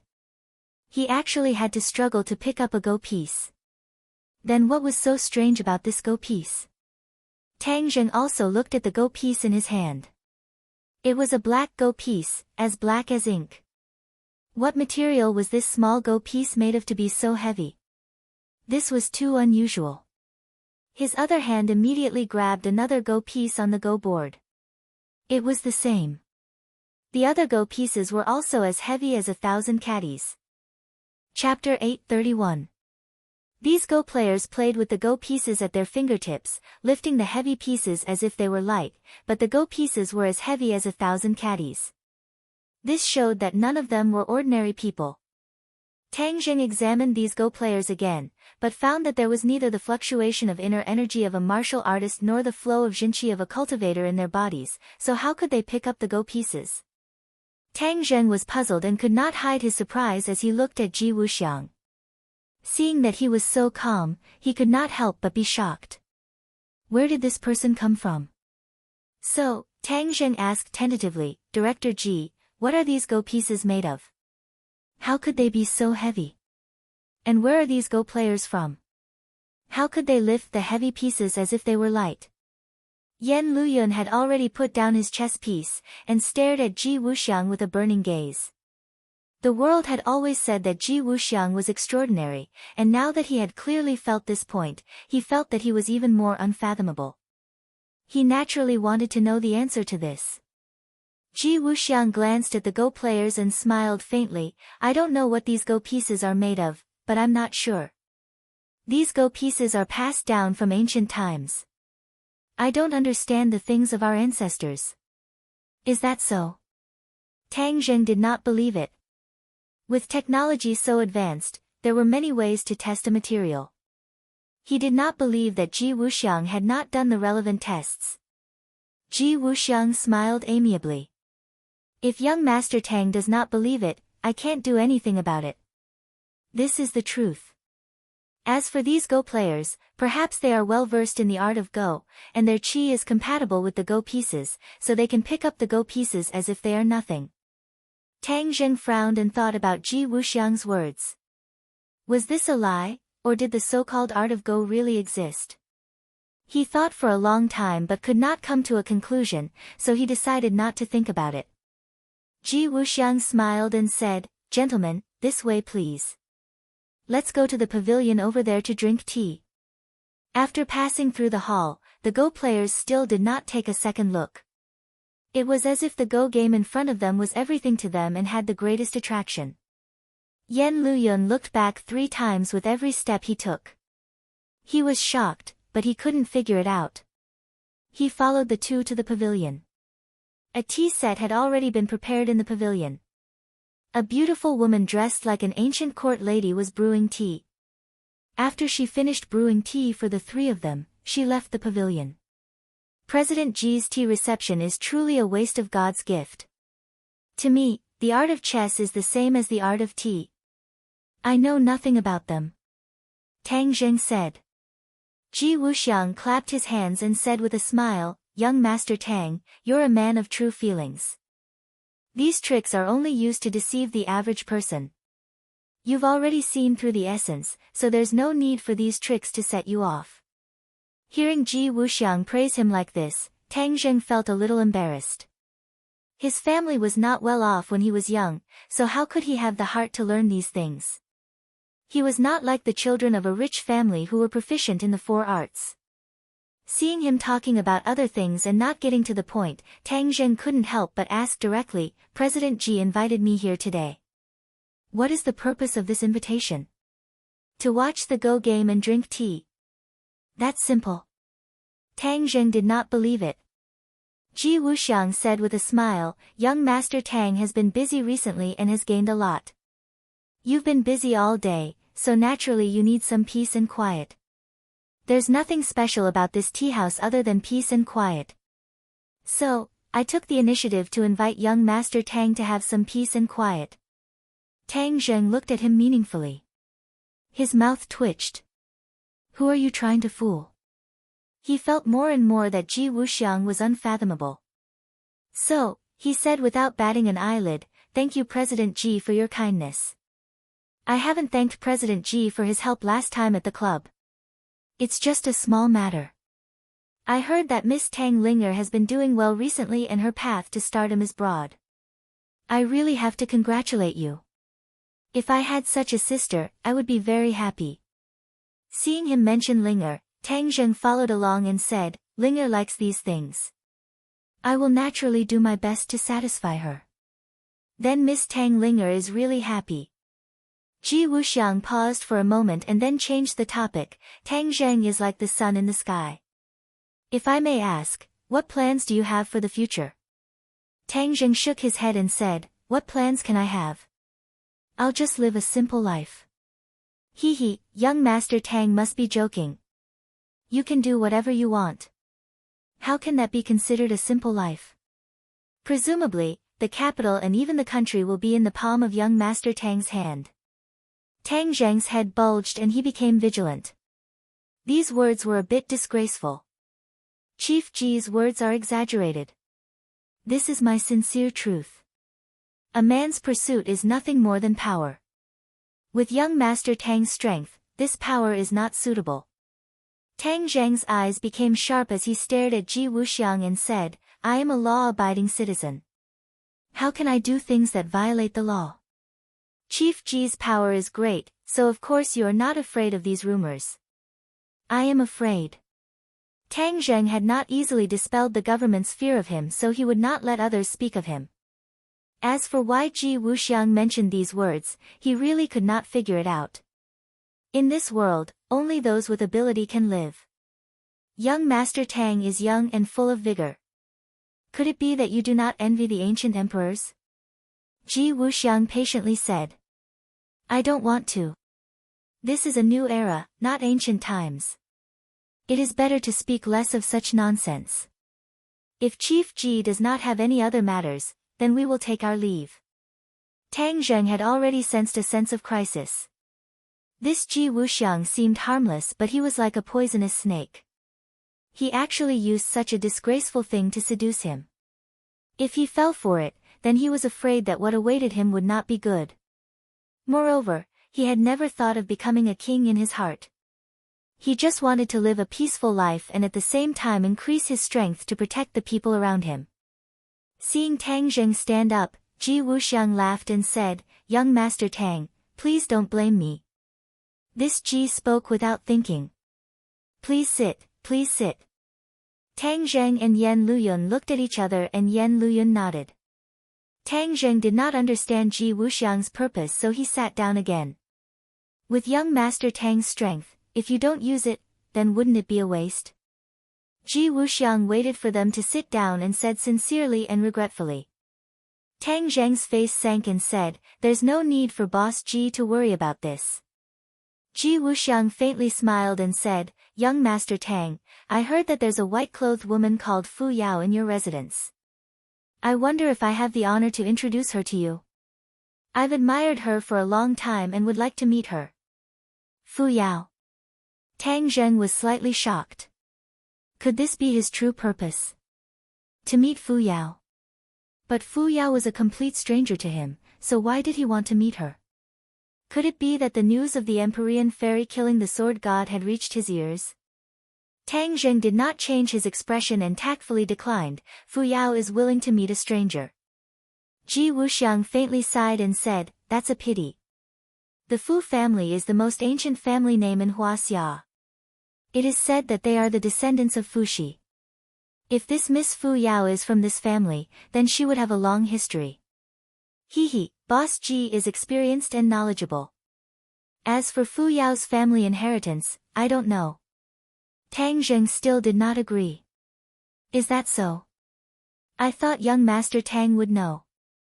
After all, she lives in your residence. But I heard that a few thousand years ago, there was a woman called Fu Yao who shares the same name as your family. It's fate.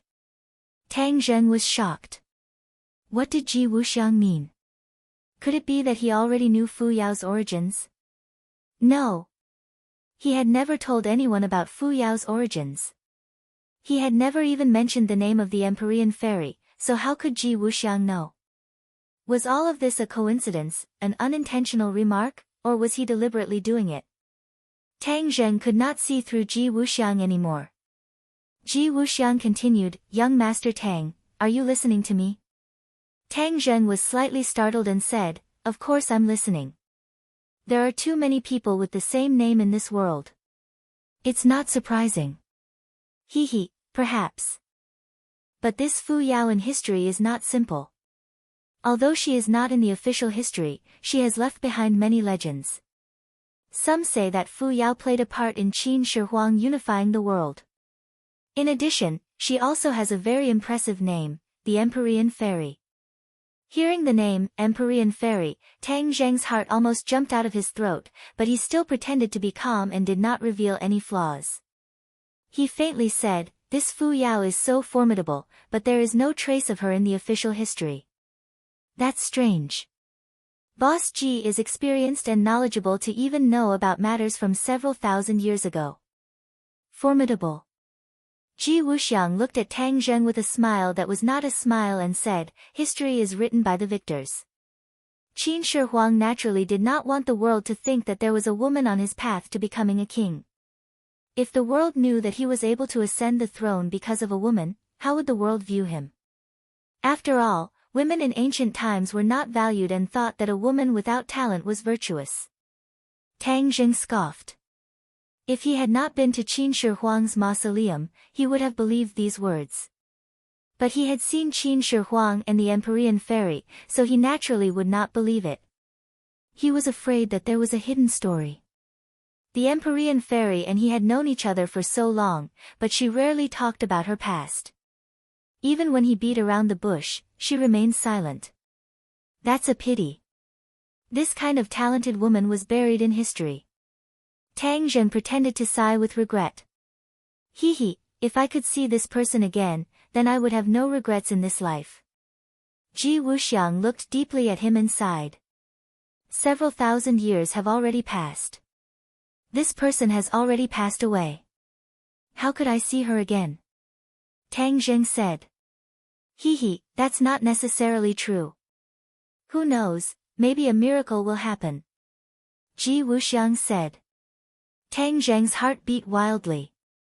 What was the meaning of Ji Wuxiang's words? Did he really know Fu Yao's identity? Was this all a test, or did he already have concrete evidence? In addition, where did he get this information from? After all, it had already passed 1,000 years ago and it had not been passed down in the official history. There were too many secrets that no one knew about. But one thing was certain. Ji Wuxiang beating around the bush and beating around the bush, his ultimate goal was the Empyrean Fairy, Fu Yao. Chapter 832. Thank you for your hospitality today, President Ji. I still have matters to attend to, so I'll take my leave first. Tang Zheng stood up again. Yan Luyun also felt the strange atmosphere and stood up as well. Seeing that Tang Zheng was determined to leave, Ji Wuxiang helplessly smiled and said, "Then we'll meet again next time." Ji Wuxiang personally sent the two of them out of the Go Club. When they passed through the hall, Tang Zheng once again took a deep look at the Go players, but still did not find the slightest difference. Could it be that there really was some profound mystery of the Go Dao, and these Go players had comprehended the mystery, which was why they could use these Go pieces so easily? He left the Go Club with deep doubts. When the two of them were far away, Ji Wuxiang's face sank. He meaningfully muttered to himself, "Whether or not Fu Yao is the Empyrean Fairy, I will definitely investigate it. If she really is the Empyrean Fairy, then I'm really interested." After Tang Zheng and Yan Luyun drove far away, Yan Luyun curiously asked, "Young Master Tang, you and President Ji are speaking in riddles, making people confused." Tang Zheng fell into deep thought. Fu Yao's actions had indeed caused a lot of trouble. Even Ji Wuxiang had noticed her and even connected her to the Empyrean Fairy from 1,000 years ago. His imagination was truly astonishing. How did he guess so accurately? Young Master Yan, this person is not simple. It's best to maintain a certain distance from him. Tang Zheng worriedly said. Maintain a distance? Yan Luyun was stunned. Who knows how many people in Beijing want to have a good relationship with Ji Wuxiang, but they can't. Yet, you're taking the initiative to maintain a distance from him. If word gets out, I'm afraid people will be shocked. I don't care about others, but I feel that I'm not the same kind of person as him. When we were in the club, he took the initiative to give you a name card. It means that he values you very much. If Ji Wuxiang helps you, your future development will be even greater. I don't need it. Tang Zheng firmly refused. Ji Wuxiang was a threat. Now that he had his eyes on the Empyrean fairy, why would he continue to tangle with him? Yan Luyun looked at him helplessly. His heart moved as he said, could it be that the Miss Fu Yao in your family is really the Empyrean fairy from 1,000 years ago? Do you think it's possible? Tang Zheng didn't answer but asked instead. Yan Luyun was slightly startled, and then he laughed involuntarily. Of course not. How can a person live for 1,000 years? Even if the Empyrean fairy survived, she would have been an old woman, not a young girl. Tang Zheng nodded. So you know how absurd Ji Wuxiang's words are. Yan Luyun nodded in agreement. This person said this for no reason. What is his purpose? I really can't figure it out. Since you can't figure it out, then stay at a respectful distance. That's the best way. Tang Zheng reiterated. Yan Luyun had long since followed Tang Zheng's lead. He nodded. All right, I'll listen to your suggestion. Tang Zheng returned home, feeling uneasy.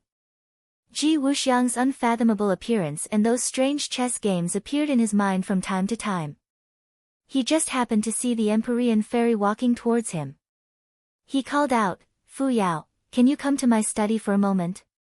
We can talk in detail. The Empyrean fairy glanced at him, then went straight into the study and stood in front of a row of bookshelves. These days, she had read almost all the books on the shelves and had a deep understanding of Huaxia's history and modern society. Seeing her standing in front of the bookshelves, Tang Zheng followed her gaze and saw a row of history books. This was the Empyrean fairy's favorite. Tang Zheng just happened to remember Ji Wuxiang's words. I heard that when Qin Shi Huang unified the world and ascended to the throne, you were the one who made the greatest contribution. The Empyrean fairy's gaze moved away from the bookshelves and looked suspiciously at Tang Zheng. Where did you hear this? She asked. The Empyrean fairy had already confirmed that there were no records of her in history, so she couldn't help but be surprised to hear this from Tang Zheng's mouth. Someone told me. He wanted to see you today, but I refused. Someone wanted to see me. Moreover, he knows the true history of the past. The Empyrean fairy's eyes widened. Yes, this person's name is Ji Wuxiang. He looks ordinary but is actually quite powerful. It's said that there's nothing he can't handle in the capital, but I feel that he's unfathomable. Tang Zheng spoke the truth. Ji Wuxiang. The Empyrean fairy frowned deeply and shook her head. I've never heard of this name. How does he know about me? How would I know? Moreover, he actually suspects that you're the Empyrean fairy from 1,000 years ago. How smart. Tang Zheng rolled his eyes speechlessly. He's really smart, but too smart. Will there be any problems once he sees through your identity? The Empyrean fairy's eyes flashed with a strange light. There won't be any problems. Although Tang Zheng was still a little nervous, seeing that the Empyrean fairy didn't take it seriously, he could only let it go. He just said, I hope that we can deepen our trust in each other in the future. Only then will we be able to face all the possible dangers together. The Empyrean fairy stared at Tang Zheng deeply and said, You and I have never truly trusted each other completely. The only thing we trust is ourselves. Qin Shi Huang was also like that. Tang Zheng had always felt that the Empyrean fairy was always on guard against him. Now that he heard what she said, it was finally confirmed. So it turned out that she was on guard against him because of his identity as a Skywalker. Could it be that Skywalkers really only trust themselves and not others? Tang Zheng lowered his head and thought for a while. Then he immediately rejected this theory. He was a Skywalker, but he would also trust other people wholeheartedly. Everyone is an individual. Don't use Qin Shi Huang's personality on me. Tang Zheng refuted. The Empyrean fairy disagreed. A leopard cannot change its spots. I know Skywalkers better than you. Before Qin Shi Huang ascended to the throne, he was also like this. But after he ascended to the peak of power, he changed completely. That's why I was disheartened and didn't want to help him anymore. But I didn't expect that he actually wanted to use me to adjust the pure yang energy in his body. What a wishful thinking. Tang Zheng of course knew what it meant to adjust the pure yang energy. This Empyrean fairy actually didn't care about the most powerful emperor in history. So, it's useless to persuade me. Tang Zheng fell into deep thought. The knowledge that the Empyrean fairy knew was very important to him, especially now that the demon race had arrived. Although the government was very confident that the demon race had already been eliminated, Tang Zheng wasn't so optimistic. After all, 100 Change Star Lords still hadn't shown up, and Tian Chanzi seemed to have disappeared from the world. All of these things were very strange. Tang Zheng couldn't help but feel suspicious. Even the longer it was calm, the more he felt that a storm was coming. Right now it was just brewing, but once it exploded, it would definitely be very shocking. So it was very important for him to completely trust the Empyrean fairy. How can I make the Empyrean fairy trust me? Suddenly, his heart moved. He remembered her surprise when she saw him summon the golden dragon in his body, and even her expression when he talked about the dragon race.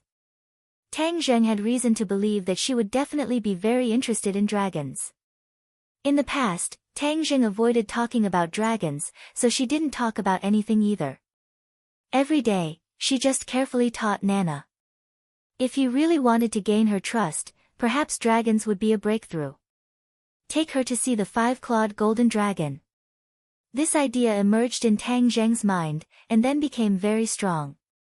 Although it was a bit risky, it could most likely open the knot in the Empyrean fairy's heart, and weaken her guard and suspicion towards him. If 100 Change Star Lord caused any trouble, perhaps she would help Tang Zheng without hesitation. Tian Chanzi wasn't 100 Change Star Lord's opponent, perhaps he could only pin his hopes on the Empyrean fairy. Moreover, even if she saw the five-clawed golden dragon, what effect would it have? Probably not. So, Tang Zheng no longer hesitated and said mysteriously, "Tonight I'll take you to a place." Where? The Empyrean fairy looked at him suspiciously. "You'll know when we get there." Tang Zheng deliberately kept her in suspense. The Empyrean fairy was not afraid of anything, so of course she was not afraid that Tang Zheng would harm her. After all, whether or not he had the ability to harm her was still unknown. Okay. The Empyrean fairy quickly agreed. Late at night, the capital had already fallen into a deep sleep. Two figures quietly moved forward in the capital, and after a moment, they arrived at the imperial city and disappeared. A figure suddenly appeared on the walls of the imperial city, suspiciously looking at the vast imperial city, muttering, "Those two clearly came here, why did they suddenly disappear? Strange. It's late at night, why did Tang Zheng bring them to the imperial city?" He gazed deeply at the imperial city. Although the imperial city was still grand and magnificent, there was no emperor inside after all. Instead, it had become a scenic spot where anyone could enter.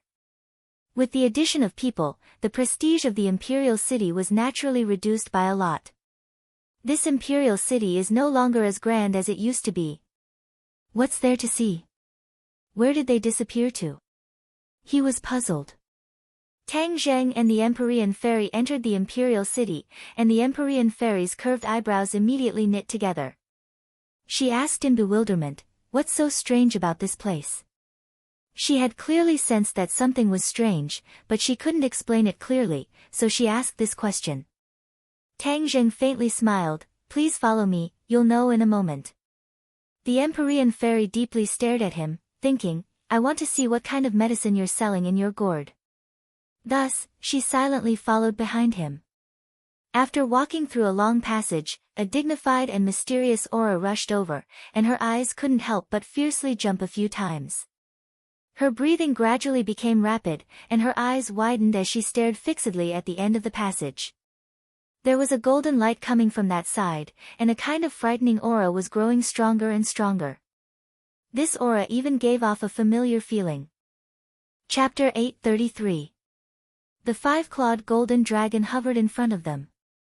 Its body was huge and its head was high. It looked down at the two people in front of it, especially at the Empyrean fairy. It was even hostile. The overwhelming might of the dragon shrouded the fairy of 9 heavens. She was stunned as if she had been electrocuted. Her heartstrings trembled. After a long while, she spat out a word with difficulty, "Dragon." "Who are you?" The five-clawed golden dragon asked first. Its voice was like rolling thunder, exploding in the Empyrean fairy's ears. The Empyrean fairy seemed to wake up from a dream. Her eyes became sharp. She glanced at the dragon and Tang Zheng and said, "There is actually a five-clawed golden dragon imprisoned under the imperial city." "Tang Zheng, could it be that the dragon clan's martial arts you practice is related to this dragon?" Tang Zheng nodded and introduced, "Everyone, don't be nervous. This is the five-clawed golden dragon. This is the Empyrean fairy. I brought her here to see you." "See me? Didn't I tell you that I don't want to see strangers?" The five-clawed golden dragon was angry. After it finished speaking, it spat out a mouthful of dragon chi. A fierce wind blew, as if it wanted to sweep the Empyrean fairy up. However, this fierce wind couldn't move an inch in front of the Empyrean fairy. The Empyrean fairy stared at the five-clawed golden dragon and said, "You are a dragon, but you are imprisoned here." "Interesting, interesting." The five-clawed golden dragon was angered. It let out a dragon roar and roared, "You dare to laugh at me? Hee hee, you are already imprisoned. What right do you have to roar at me like this?" The Empyrean fairy didn't seem to be afraid of the five-clawed golden dragon. Instead, she walked around the five-clawed golden dragon and looked at it with interest. Seeing that both sides were at daggers drawn, Tang Zheng quickly interjected, "Everyone, calm down. The five-clawed golden dragon is my friend. In addition, the Empyrean fairy is very important to me. Let's not hurt each other." "Are you the Empyrean fairy?" The five-clawed golden dragon was shocked. Its huge eyes stared straight at the Empyrean fairy. "Aren't you dead? How did he come back to life?" Seeing that the five-clawed golden dragon actually knew about the Empyrean fairy, Tang Zheng was shocked and said, "You actually know her?" "Of course I know. The Empyrean fairy is so famous, how could I not know? The Empyrean fairy has the 9 yin saint body, which is the same as your 9 yang saint body. They are both rare constitutions. And the Empyrean fairy is the best of the 9 yin holy body. Besides, she has another identity, and it's hard for her not to attract attention." "Shut up." The Empyrean fairy suddenly rebuked and stopped him. Tang Zheng was slightly stunned. He didn't know about the Empyrean fairy's origin, but it seemed that he had overlooked the most important part. The five-clawed golden dragon knew a lot of things, but he didn't ask it. Tang Zheng turned to the Empyrean fairy and said, "Fu Yao, maybe I shouldn't ask this question, but since I brought you to see the five-clawed golden dragon, this is my biggest secret. This has already shown my sincerity, so why can't you be honest with me? This is good for both of us." The Empyrean fairy looked at Tang Zheng with a complicated gaze. She knew that if Tang Zheng's words were reasonable, then even if she didn't say it, Tang Zheng could find out from the five-clawed golden dragon's mouth. "Do you really want to know about me?" "Sometimes, knowing more is not a good thing," the Empyrean fairy said deeply. Tang Zheng nodded firmly, "Yes, I want to know." The Empyrean fairy looked at the five-clawed golden dragon and said, "Then tell me." The five-clawed golden dragon laughed and said, "Those people may have died, but our dragon clan's longevity banquet is long, so these things are still known." The Empyrean fairy snorted coldly. The Empyrean fairy's true identity is the Emperor of Heaven's daughter. This is a secret that very few people know. However, for some unknown reason, she was personally trapped in the mountain river map by the Emperor of Heaven. After the Emperor of Heaven died, the world changed and history changed. The Empyrean fairy escaped from the mountain river map and met Qin Shi Huang, who helped him complete his hegemony. Later on, the Empyrean fairy mysteriously disappeared. I heard that she died, but it turns out that she didn't die. The Emperor of Heaven's daughter. Tang Zheng was dumbfounded. He was afraid that even Tian Chanzi didn't know this, so he didn't react to the Empyrean fairy's name. This name alone sounded very prominent. A person who dared to be called the Emperor of Heaven was naturally not an ordinary person.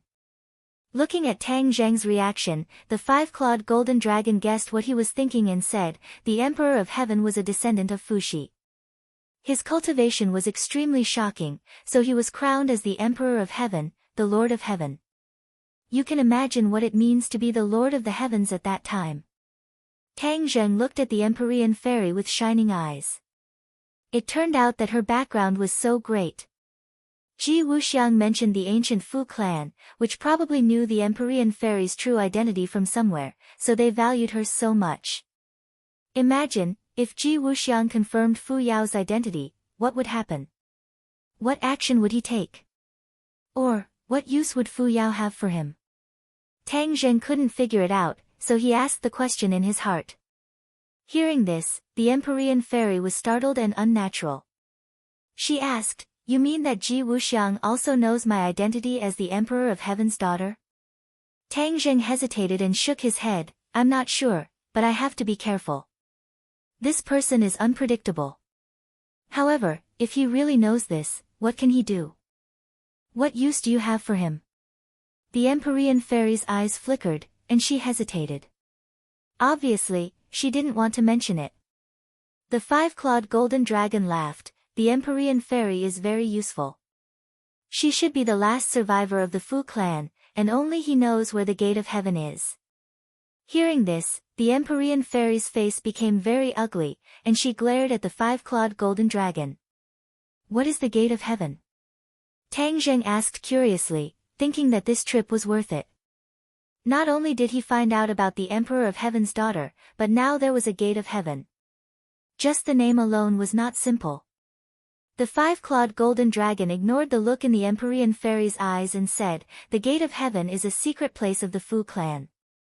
It is said that it hides a huge secret and countless treasures. If one enters the gate of heaven and obtains these treasures, then one can become the new Emperor of Heaven. This not only represents supreme glory, but also endless power. Not many people can resist this temptation. The Empyrean fairy is equivalent to the key to opening the gate of heaven. Therefore, once her identity is exposed, it will naturally attract countless people."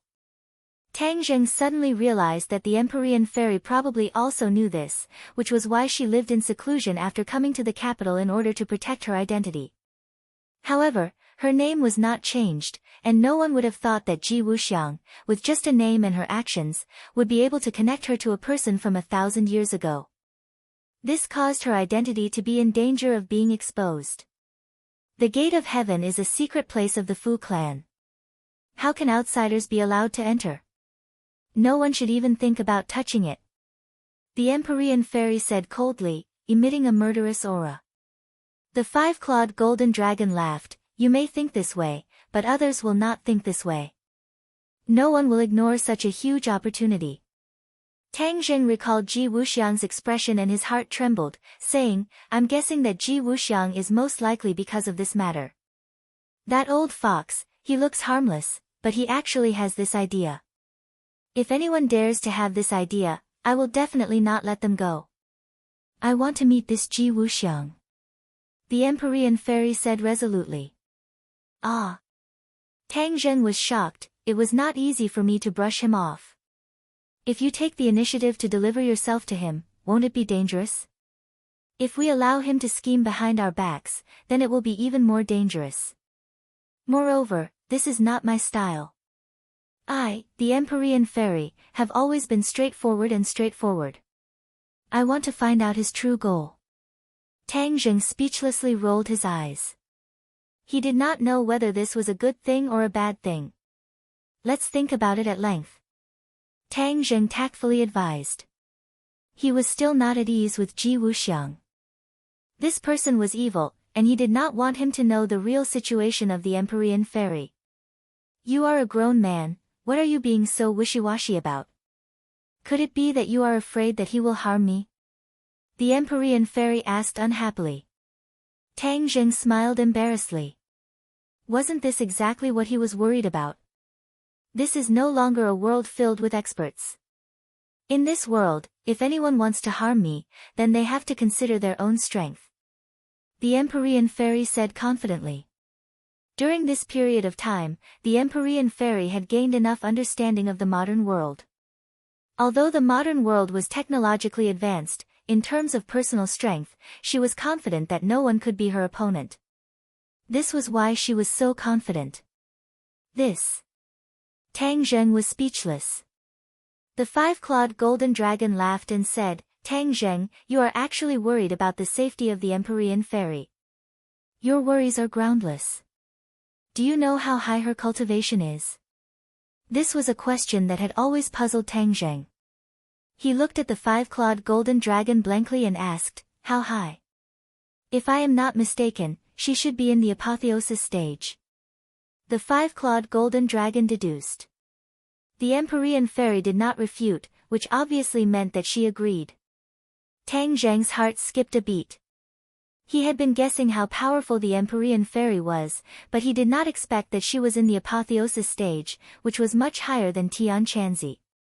Tian Chanzi had only cultivated to the Yuanying stage. The apotheosis stage. Tang Zheng suddenly remembered something. He looked at the five-clawed golden dragon with a complicated expression.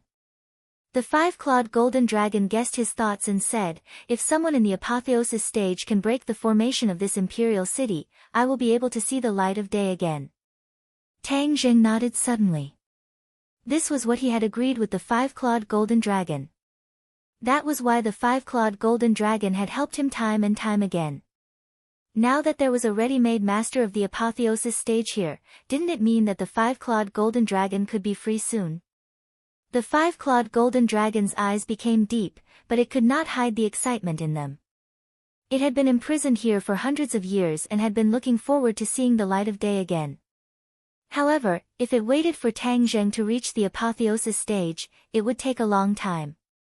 Now that there was a ready-made candidate, of course it would be happy. The five-clawed golden dragon winked at Tang Zheng. Its meaning was very clear. It wanted him to ask the Empyrean fairy to help it out. At this moment, Tang Zheng hesitated. The five-clawed golden dragon had a lot of resentment against human beings. It was imprisoned here by human beings. What if it took revenge after it was freed? Chapter 834. The five-clawed golden dragon obviously didn't notice Tang Zheng's worry and continued to give him meaningful looks. The Empyrean fairy raised her eyebrows and asked, what's the matter? Tang Zheng had no choice but to tell her the truth. The five-clawed golden dragon is trapped by the imperial city's restriction array. Only those in the spirit severing stage can break the restriction array and regain its freedom. You are in the spirit severing stage, so I want to ask for your help. The Empyrean fairy coldly snorted and refused without hesitation, no. Huh? Tang Zheng and the five-clawed golden dragon didn't expect her to refuse so decisively. They looked at her in surprise and asked, why not? The Empyrean fairy looked at the five-clawed golden dragon indifferently and said, no means no. Tang Zheng rolled his eyes and guessed a few things. In any case, the Empyrean fairy was also a woman and had a woman's common trait, holding a grudge. She was obviously the same. Just now, the five-clawed golden dragon had exposed her true identity, so she refused the five-clawed golden dragon's request. The five-clawed golden dragon didn't understand this and was indignant, you help me out, this won't do you any harm, so why don't you agree? Why do you ask so many questions? The Empyrean fairy curled her lips and said coldly. Tang Zheng sighed inwardly. This five-clawed golden dragon was probably a single dragon.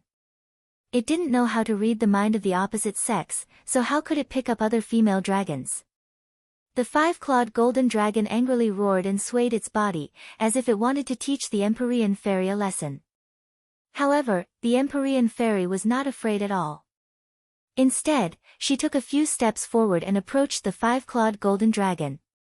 Her thin body was in sharp contrast to the huge monster in front of her, but her momentum was not weak at all. The five-clawed golden dragon glared at her and opened his mouth wide as if he wanted to swallow her.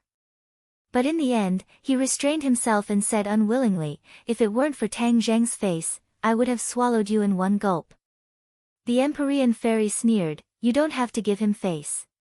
I'm standing right here. You can try swallowing me." The five-clawed golden dragon was reluctant to admit his mistake. He was trying to regain some face.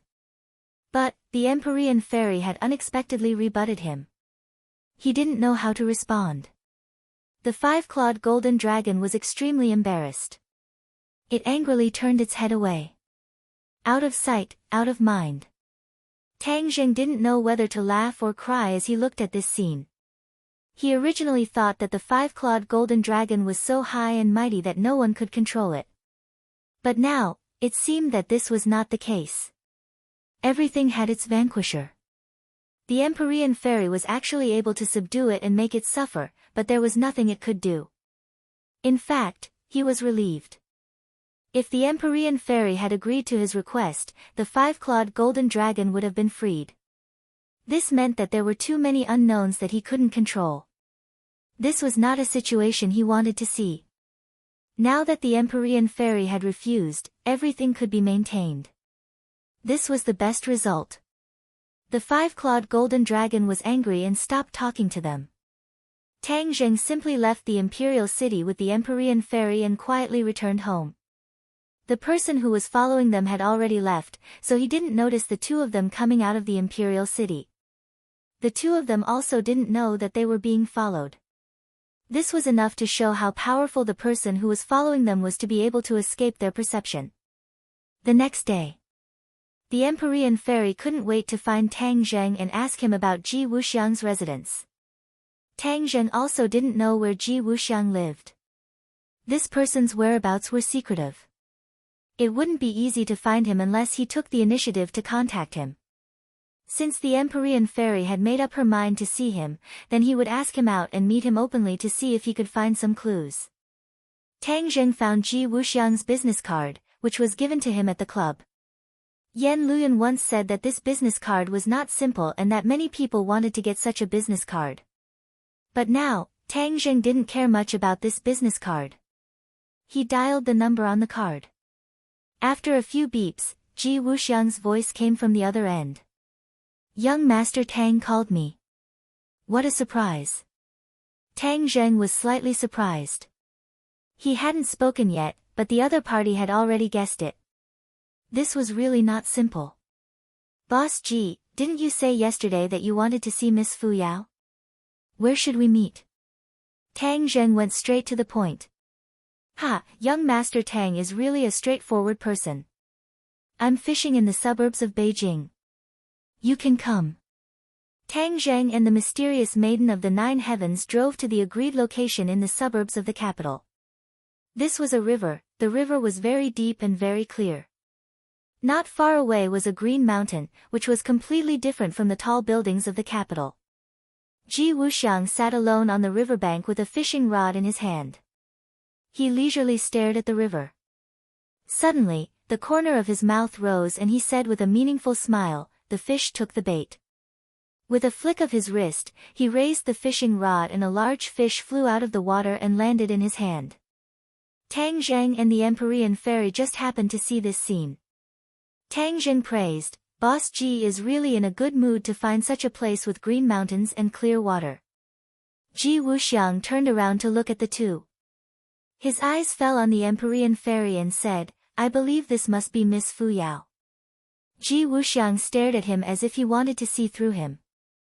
However, after staring for a long time, he was unable to see anything. Ji Wuxiang was just an ordinary person. There was nothing special about him. This made the Empyrean fairy disappointed. I heard that you wanted to see me, the Empyrean fairy said. Ji Wuxiang nodded with a smile and said, yes, I have long heard of Miss Fu Yao's famous name. To be able to meet you today is an honor of 3 lifetimes. The Empyrean fairy didn't bat an eyelid. Miss Fu Yao's surname is very rare and very ancient. I wonder where Miss Fu Yao is from? Ji Wuxiang asked. The Empyrean fairy said, what's so important about this? I am very interested in history, so I like to study these things. In particular, the various surnames of Hua Xia all have their own historical origins. Miss Fu Yao's surname is especially special. It is said that you are a descendant of Fuxi. I wonder if Miss Fu Yao can dispel my doubts. You will be disappointed. I do not have a fixed residence. The 4 corners of the world are my home. I do not know where I am from. The Empyrean fairy refused. Ji Wuxiang didn't seem to be surprised by this answer. He smiled calmly and said, actually, there are many people from the Fu clan in history. Several thousand years ago, when Qin Shi Huang unified the world, there was one person who assisted him. That person was from the Fu clan. Speaking of which, it is quite a coincidence that this person not only has the same surname as you, but even your name is the same. You are both called Fu Yao. Oh, there are many people with the same surname and name. What's so strange about that? Fu Yao said without leaving a trace. Ji Wuxiang nodded and said, that makes sense. It is just that there are very few people with the surname Fu, and even their names are the same. That is why it is a bit strange. Tang Zheng interrupted and said, Director Ji, I have already said this before. You didn't believe me, but now you should believe me. Young Master Tang must be joking. I have never doubted your words. I just thought that Miss Fu Yao knew a bit more, so I wanted to meet her in person. Now that my wish has been fulfilled, I must thank young Master Tang. Ji Wuxiang said as he cupped his hands towards Tang Zheng. I have already caught a few fish. Why don't you stay and enjoy the delicious food before you leave? Ji Wuxiang urged him to stay. No need. Tang Zheng refused, indicating that the Empyrean fairy could leave. But the Empyrean fairy turned a blind eye to it. She slowly raised her hand and pointed at Ji Wuxiang. Her movements were very slow, but if it was a normal person, they would not be able to escape from this finger. However, as long as Ji Wuxiang knew martial arts, he would definitely be able to escape this calamity. With the Empyrean fairy's strength, this seemingly simple finger was definitely not to be underestimated. It must be known that the high and mighty sword god had died under this finger. Ji Wuxiang was very clear on this point, so when he saw this finger, he turned pale with fright and exclaimed, Miss Fu Yao, what are you doing? Tang Zheng was also shocked by her actions, but he immediately understood her intentions. Although she had seen Ji Wuxiang, she was definitely the same as him and did not discover anything. Therefore, she was not willing to give up. Before leaving, she directly made a move to test him. The Empyrean fairy did not care about the rules of this world, so she naturally did not care about Ji Wuxiang's illustrious identity. Therefore, she did not hesitate to make a move. Tang Zheng could block this attack, but he chose to wait and see. He also wanted to know how Ji Wuxiang would react. Ji Wuxiang's expression changed greatly, and he retreated in panic. However, he was unable to escape this finger. The fingertip had already reached his chest, and there was a faint sound of wind and thunder. If he was hit, he was afraid that he would not be able to keep his life. If a person really knew martial arts, in this life and death situation, they would instinctively counterattack, because no one wanted to die. However, Ji Wuxiang still did not react. He was dumbstruck, like a fish on a chopping board, helplessly waiting for death. The fingertip finally hit Ji Wuxiang, and Ji Wuxiang flew out like a kite with a broken string. With a splash, he fell into the river, splashing up snow-white waves. Tang Zheng was dumbstruck and said, he's dead. The Empyrean fairy's expression was grave, and said, he won't die. Ji Wuxiang's reaction was out of her expectations. In this life and death situation, he actually did not put up any resistance, which meant that he really did not know martial arts. If Ji Wuxiang really did put up any resistance, the Empyrean fairy would not have shown mercy and would have really taken his life. That was because she did not like people deliberately mystifying and deceiving her in front of her. But until the last moment, Ji Wuxiang's performance was similar to a person who did not even have the strength to truss a chicken. Therefore, she instead held back. This seemingly lightning-like attack did not hurt him at all. Ji Wuxiang floated up from the river and drank a few mouthfuls of water. He was like a drowning dog, battered and exhausted, and shouted, "Young Master Tang, Miss Fu Yao, what are you doing?" Tang Zheng and Fu Yao looked at each other and said, "Manager Ji, I'm sorry. Fu Yao did not know that you did not know martial arts, so she wanted to spar with you. Please forgive her." Ji Wuxiang swam to the shore and bitterly smiled with dejection. This is truly an unexpected calamity. Miss Fu Yao, I'm just a person who does not even have the strength to truss a chicken. How can I be compared to experts like you? Next time, please remind me before we fight. If I had admitted defeat, I wouldn't have suffered such a loss. The Empyrean fairy's face was filled with disappointment. Manager Ji, I'll send you back. Tang Zheng was a little embarrassed. No need, my car is over there. I'll go back by myself. Since that was the case, Tang Zheng did not want to stay any longer, so he got in the car with Fu Yao and left. Ji Wuxiang's body was dripping wet as he looked at the direction where the car disappeared with an unfathomable smile. He muttered, "You want to test me? Ha!" Chapter 835. The water vapor on Ji Wuxiang's body evaporated completely. If Tang Zheng and the Empyrean fairy saw this, they would be shocked. This was not an ability that ordinary people could have, and they did not see Ji Wuxiang's extraordinary skills at all. Even the Empyrean fairy's probing did not succeed. This not only showed that the other party was strong and good at hiding, but also that his temperament was not comparable to ordinary people. In the face of the threat of death, he could control his body's instincts and remain indifferent. I can be sure that Fu Yao is the Empyrean fairy, Ji Wuxiang said lightly, his eyes flashing with a strange light. Ha, Tang Zheng is really lucky. He even found the Empyrean fairy from 1,000 years ago and made her willingly stay by his side. It's really enviable. He changed the topic. However, this is a good thing for me. It gives me the opportunity to enter the divine gate. Once I crack the secret of the divine gate, everything in the world will be completely under my control. I will have the final say in the chess game of the world. The corners of his mouth were slightly raised, and his ordinary face revealed a soul-stirring majesty and arrogance. The Empyrean fairy's strength is profound, and I have to find a way to deal with her. I can't succeed alone, but borrowing strength to fight strength is my strength. 100 changes, Star Master has been silent for too long. It's time to come out and walk. Tang Zheng's peaceful days did not last long. The Yan family had been sending people to investigate in southern Yunnan and reported as soon as there was any movement. A few days ago, there was finally news. It was said that there was a loud noise in the 100,000 mountains and the mountains were shaking. The official conclusion given by the government was that there was an earthquake in the mountains to appease the people. However, the Yan family consulted several earthquake experts. It was said that the monitoring data was definitely not signs of an earthquake. It was still impossible to conclude what caused the loud noise and the shaking of the mountains. The 100,000 mountains were occupied by the multiform star sovereign, and ever since the multiform star sovereign disappeared from the island nation, there had been no trace of him, which puzzled Tang Zheng. How could he turn a blind eye to the unusual movement this time? Although the 100,000 mountains was a dragon's pool and a tiger's den, he decided to charge in without hesitation. He had an intuition that the 100-form Star Lord, who had been missing for a long time, was probably in the 100,000 mountains.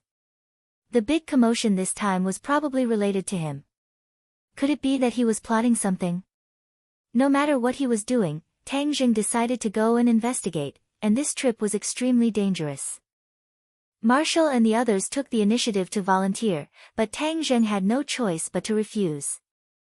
In the end, he asked the Empyrean fairy to go with him to the 10,000 Great Mountains. The others had a lot of complaints in their stomachs, but Tang Zheng could only turn a blind eye to them. Not only were there countless demonic beasts running amok in the 100,000 mountains, there was also the 100 Transformation Star Sovereign. If they went, it would instead divert his attention, which would be even more dangerous.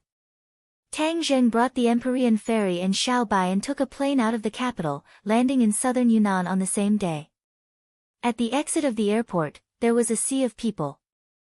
Many men and women were gathered at the entrance of the airport, holding banners, photos, and so on. Yo, which celebrity are you seeing? Who says it's not? Don't you see them holding up the photo? The girl in the photo is so beautiful. Tang Zheng heard the discussions of the people nearby and looked over. Sure enough, he saw a few huge photos. Linger. He was shocked. The person in the photo was actually Tang Linger, and the banner clearly had the words, Tang Linger Fan Club, written on it. Tang Zheng couldn't help laughing. He hadn't seen Linger for a long time. He knew that she was busy flying around every day, so busy that her feet didn't touch the ground, but he didn't expect to see her fans here. He couldn't help but feel gratified. Linger was simple and honest, which was incompatible with the foul atmosphere of the entertainment circle. However, with his protection, she didn't have to worry about this at all. Suddenly, there was a burst of screams and cheers from the crowd. A group of people walked out. The fans wanted to rush up crazily, but they were stopped by the security guards. What's the matter? Empyrean fairy asked. She had never seen Linger before. Tang Zheng smiled faintly. I saw an old friend. Linger walked out surrounded by a group of people. Linger waved and smiled at the fans. The fans were so excited that they kept shouting her name. Tang Linger had always been a pure girl. Every frown, every smile, and every movement revealed a sense of freshness, which was completely different from the sexy style of other female celebrities. She gave people a feeling of bathing in the spring breeze. Linger kept smiling and nodding her head. Suddenly, she saw a person in the crowd. Her eyes lit up and she exclaimed, Master. Her voice wasn't loud, but the people around her still heard it. A few staff members opened their eyes in suspicion. Master? Could it be that they heard wrong? Only Amy's ears twitched, and she started searching in the crowd. As Linger's manager, he knew that there was only one person in the world who could make Linger so surprised and call him master. Sure enough, he immediately found Tang Zheng in the crowd. Linger's reaction was much faster than his, and she was already running toward Tang Zheng like a gust of wind. Linger's abnormal behavior immediately attracted everyone's attention. Everyone's eyes followed her figure. Bang! Linger threw herself into Tang Zheng's arms, buried her head in his chest, and hugged him tightly. The surprise on her face was indescribable. Everyone was stunned, as if they had been immobilized. Amy slapped her head, frowned, and complained incessantly, Oh no, this is big trouble. Linger has never had any scandals. This time, the whole country knows about it. This is not a good thing. Linger had always been a pure girl. If there were any scandals, it would directly destroy her path to stardom. But Tang Zheng was Amy's boss, so there was nothing he could do. The other staff members didn't know Tang Zheng's identity. They were indignant and wanted to eat him alive. They wanted to stop it, but Amy hurriedly stopped them. Don't get involved. Sister Amy, who is this person? How can you do this? Amy's face was bitter, and she said, Don't ask about things you shouldn't know. The fans finally reacted as if they had just woken up from a dream. Immediately, there was an uproar, and countless cameras recorded this scene. Then these people began to shout and attack Tang Zheng. Who is this person? How dare you hug my goddess? I'll kill you. Yes, this person is not as handsome as I am. How dare you blaspheme my goddess? Drag him out and beat him. Seeing that he had aroused the anger of the crowd, Tang Zheng did not know whether to laugh or cry as he patted Linger's back and said, All right, just give me a hug. Otherwise, it would be strange if they didn't tear me apart. Linger turned a deaf ear to him. She was reluctant to leave his arms and said coquettishly, Master, Linger missed you so much. I've been working outside and didn't have time to see you. It's me who didn't see you. I didn't do enough. Master is doing great things. How can you be distracted by Linger? It's Linger's fault. I didn't share Master's burdens. Linger pouted and said, feeling wronged. They dare to scold Master. I'll explain to them. Master is the most important person to Linger. They can't scold him. Linger was indignant. Tang Zheng held her hand and said, Linger, forget it. They are your fans. They have good intentions. Linger hesitated and nodded, okay, I'll listen to Master. Let's leave here first. Otherwise, I'll be pierced by thousands of arrows. Tang Zheng joked. Linger smiled sweetly and said, Master is so powerful. You won't be afraid of them. Even if there is danger, Linger will stand in front of Master to protect Master. Empyrean Fairy had been looking at Linger with interest. Seeing her call Tang Zheng Master, she was slightly surprised but didn't say anything. Seeing that the exit was blocked by the crowd, Linger said awkwardly, there are so many people. How are we going to get out? I'm here. Tang Zheng held Linger's hand. His body flashed and the crowd was forced to make a path. Everyone wanted to get closer but found that they couldn't. Tang Zheng and Linger quickly passed through, and the road was once again filled with people. They all looked around and kept looking around, only to find that Linger was still there. Seeing the two disappear, Aimi breathed a sigh of relief. He had heard a little about his boss's abilities and knew how powerful he was. However, he still chased after her, but was stopped by enthusiastic fans and media reporters. Sister Aimi, as Miss Linger's manager, can you tell us who that man was? What is his relationship with Miss Linger? Are they a couple? This series of questions gave Aimi a headache. Although Tang Zheng said that Linger was his sister, how could a sister call her brother Master? Moreover, Aimi also found out that Tang Zheng didn't have a biological sister. This showed that the relationship between the two was very thought-provoking. However, he didn't dare to leak a word or two, so he hurriedly said perfunctorily, this is Miss Linger's private matter, so I have no comment. Everyone, please make way and let us pass. Although the crowd didn't give up, they eventually squeezed their way out. In the end, the two sides met in a secluded corner.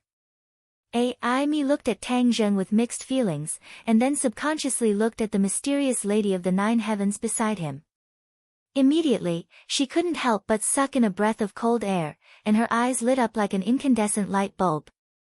She exclaimed, Boss, the young lady beside you is too beautiful. She completely beats most of the current celebrities. No, she completely beats all of the current celebrities, of course, except for Linger. The last sentence was a bit untrue. In terms of beauty and temperament, the Empyrean Fairy definitely beats Linger. Linger was as pure as a fairy, but the Empyrean Fairy was the most beautiful of all fairies. Naturally, she overshadowed Linger. Aimi's heart was in turmoil. She thought that if this lady also entered the entertainment industry, then many of the other female celebrities wouldn't be able to compete. Those famous celebrities who boasted that they could captivate the birds and beasts, outshining the moon and putting the flowers to shame, were instantly outshone and turned into ugly ducklings. Only this one was worthy of being called a phoenix. The Empyrean Fairy had no reaction to Aimi's praise. She was expressionless. Instead, her eyes were constantly sizing up Linger. Linger was also quietly sizing up the Empyrean Fairy. She was a person transformed from a few hundred-years-old ginseng, so her senses were naturally sharper than others. She clearly felt that the overly beautiful woman beside her master was not simple.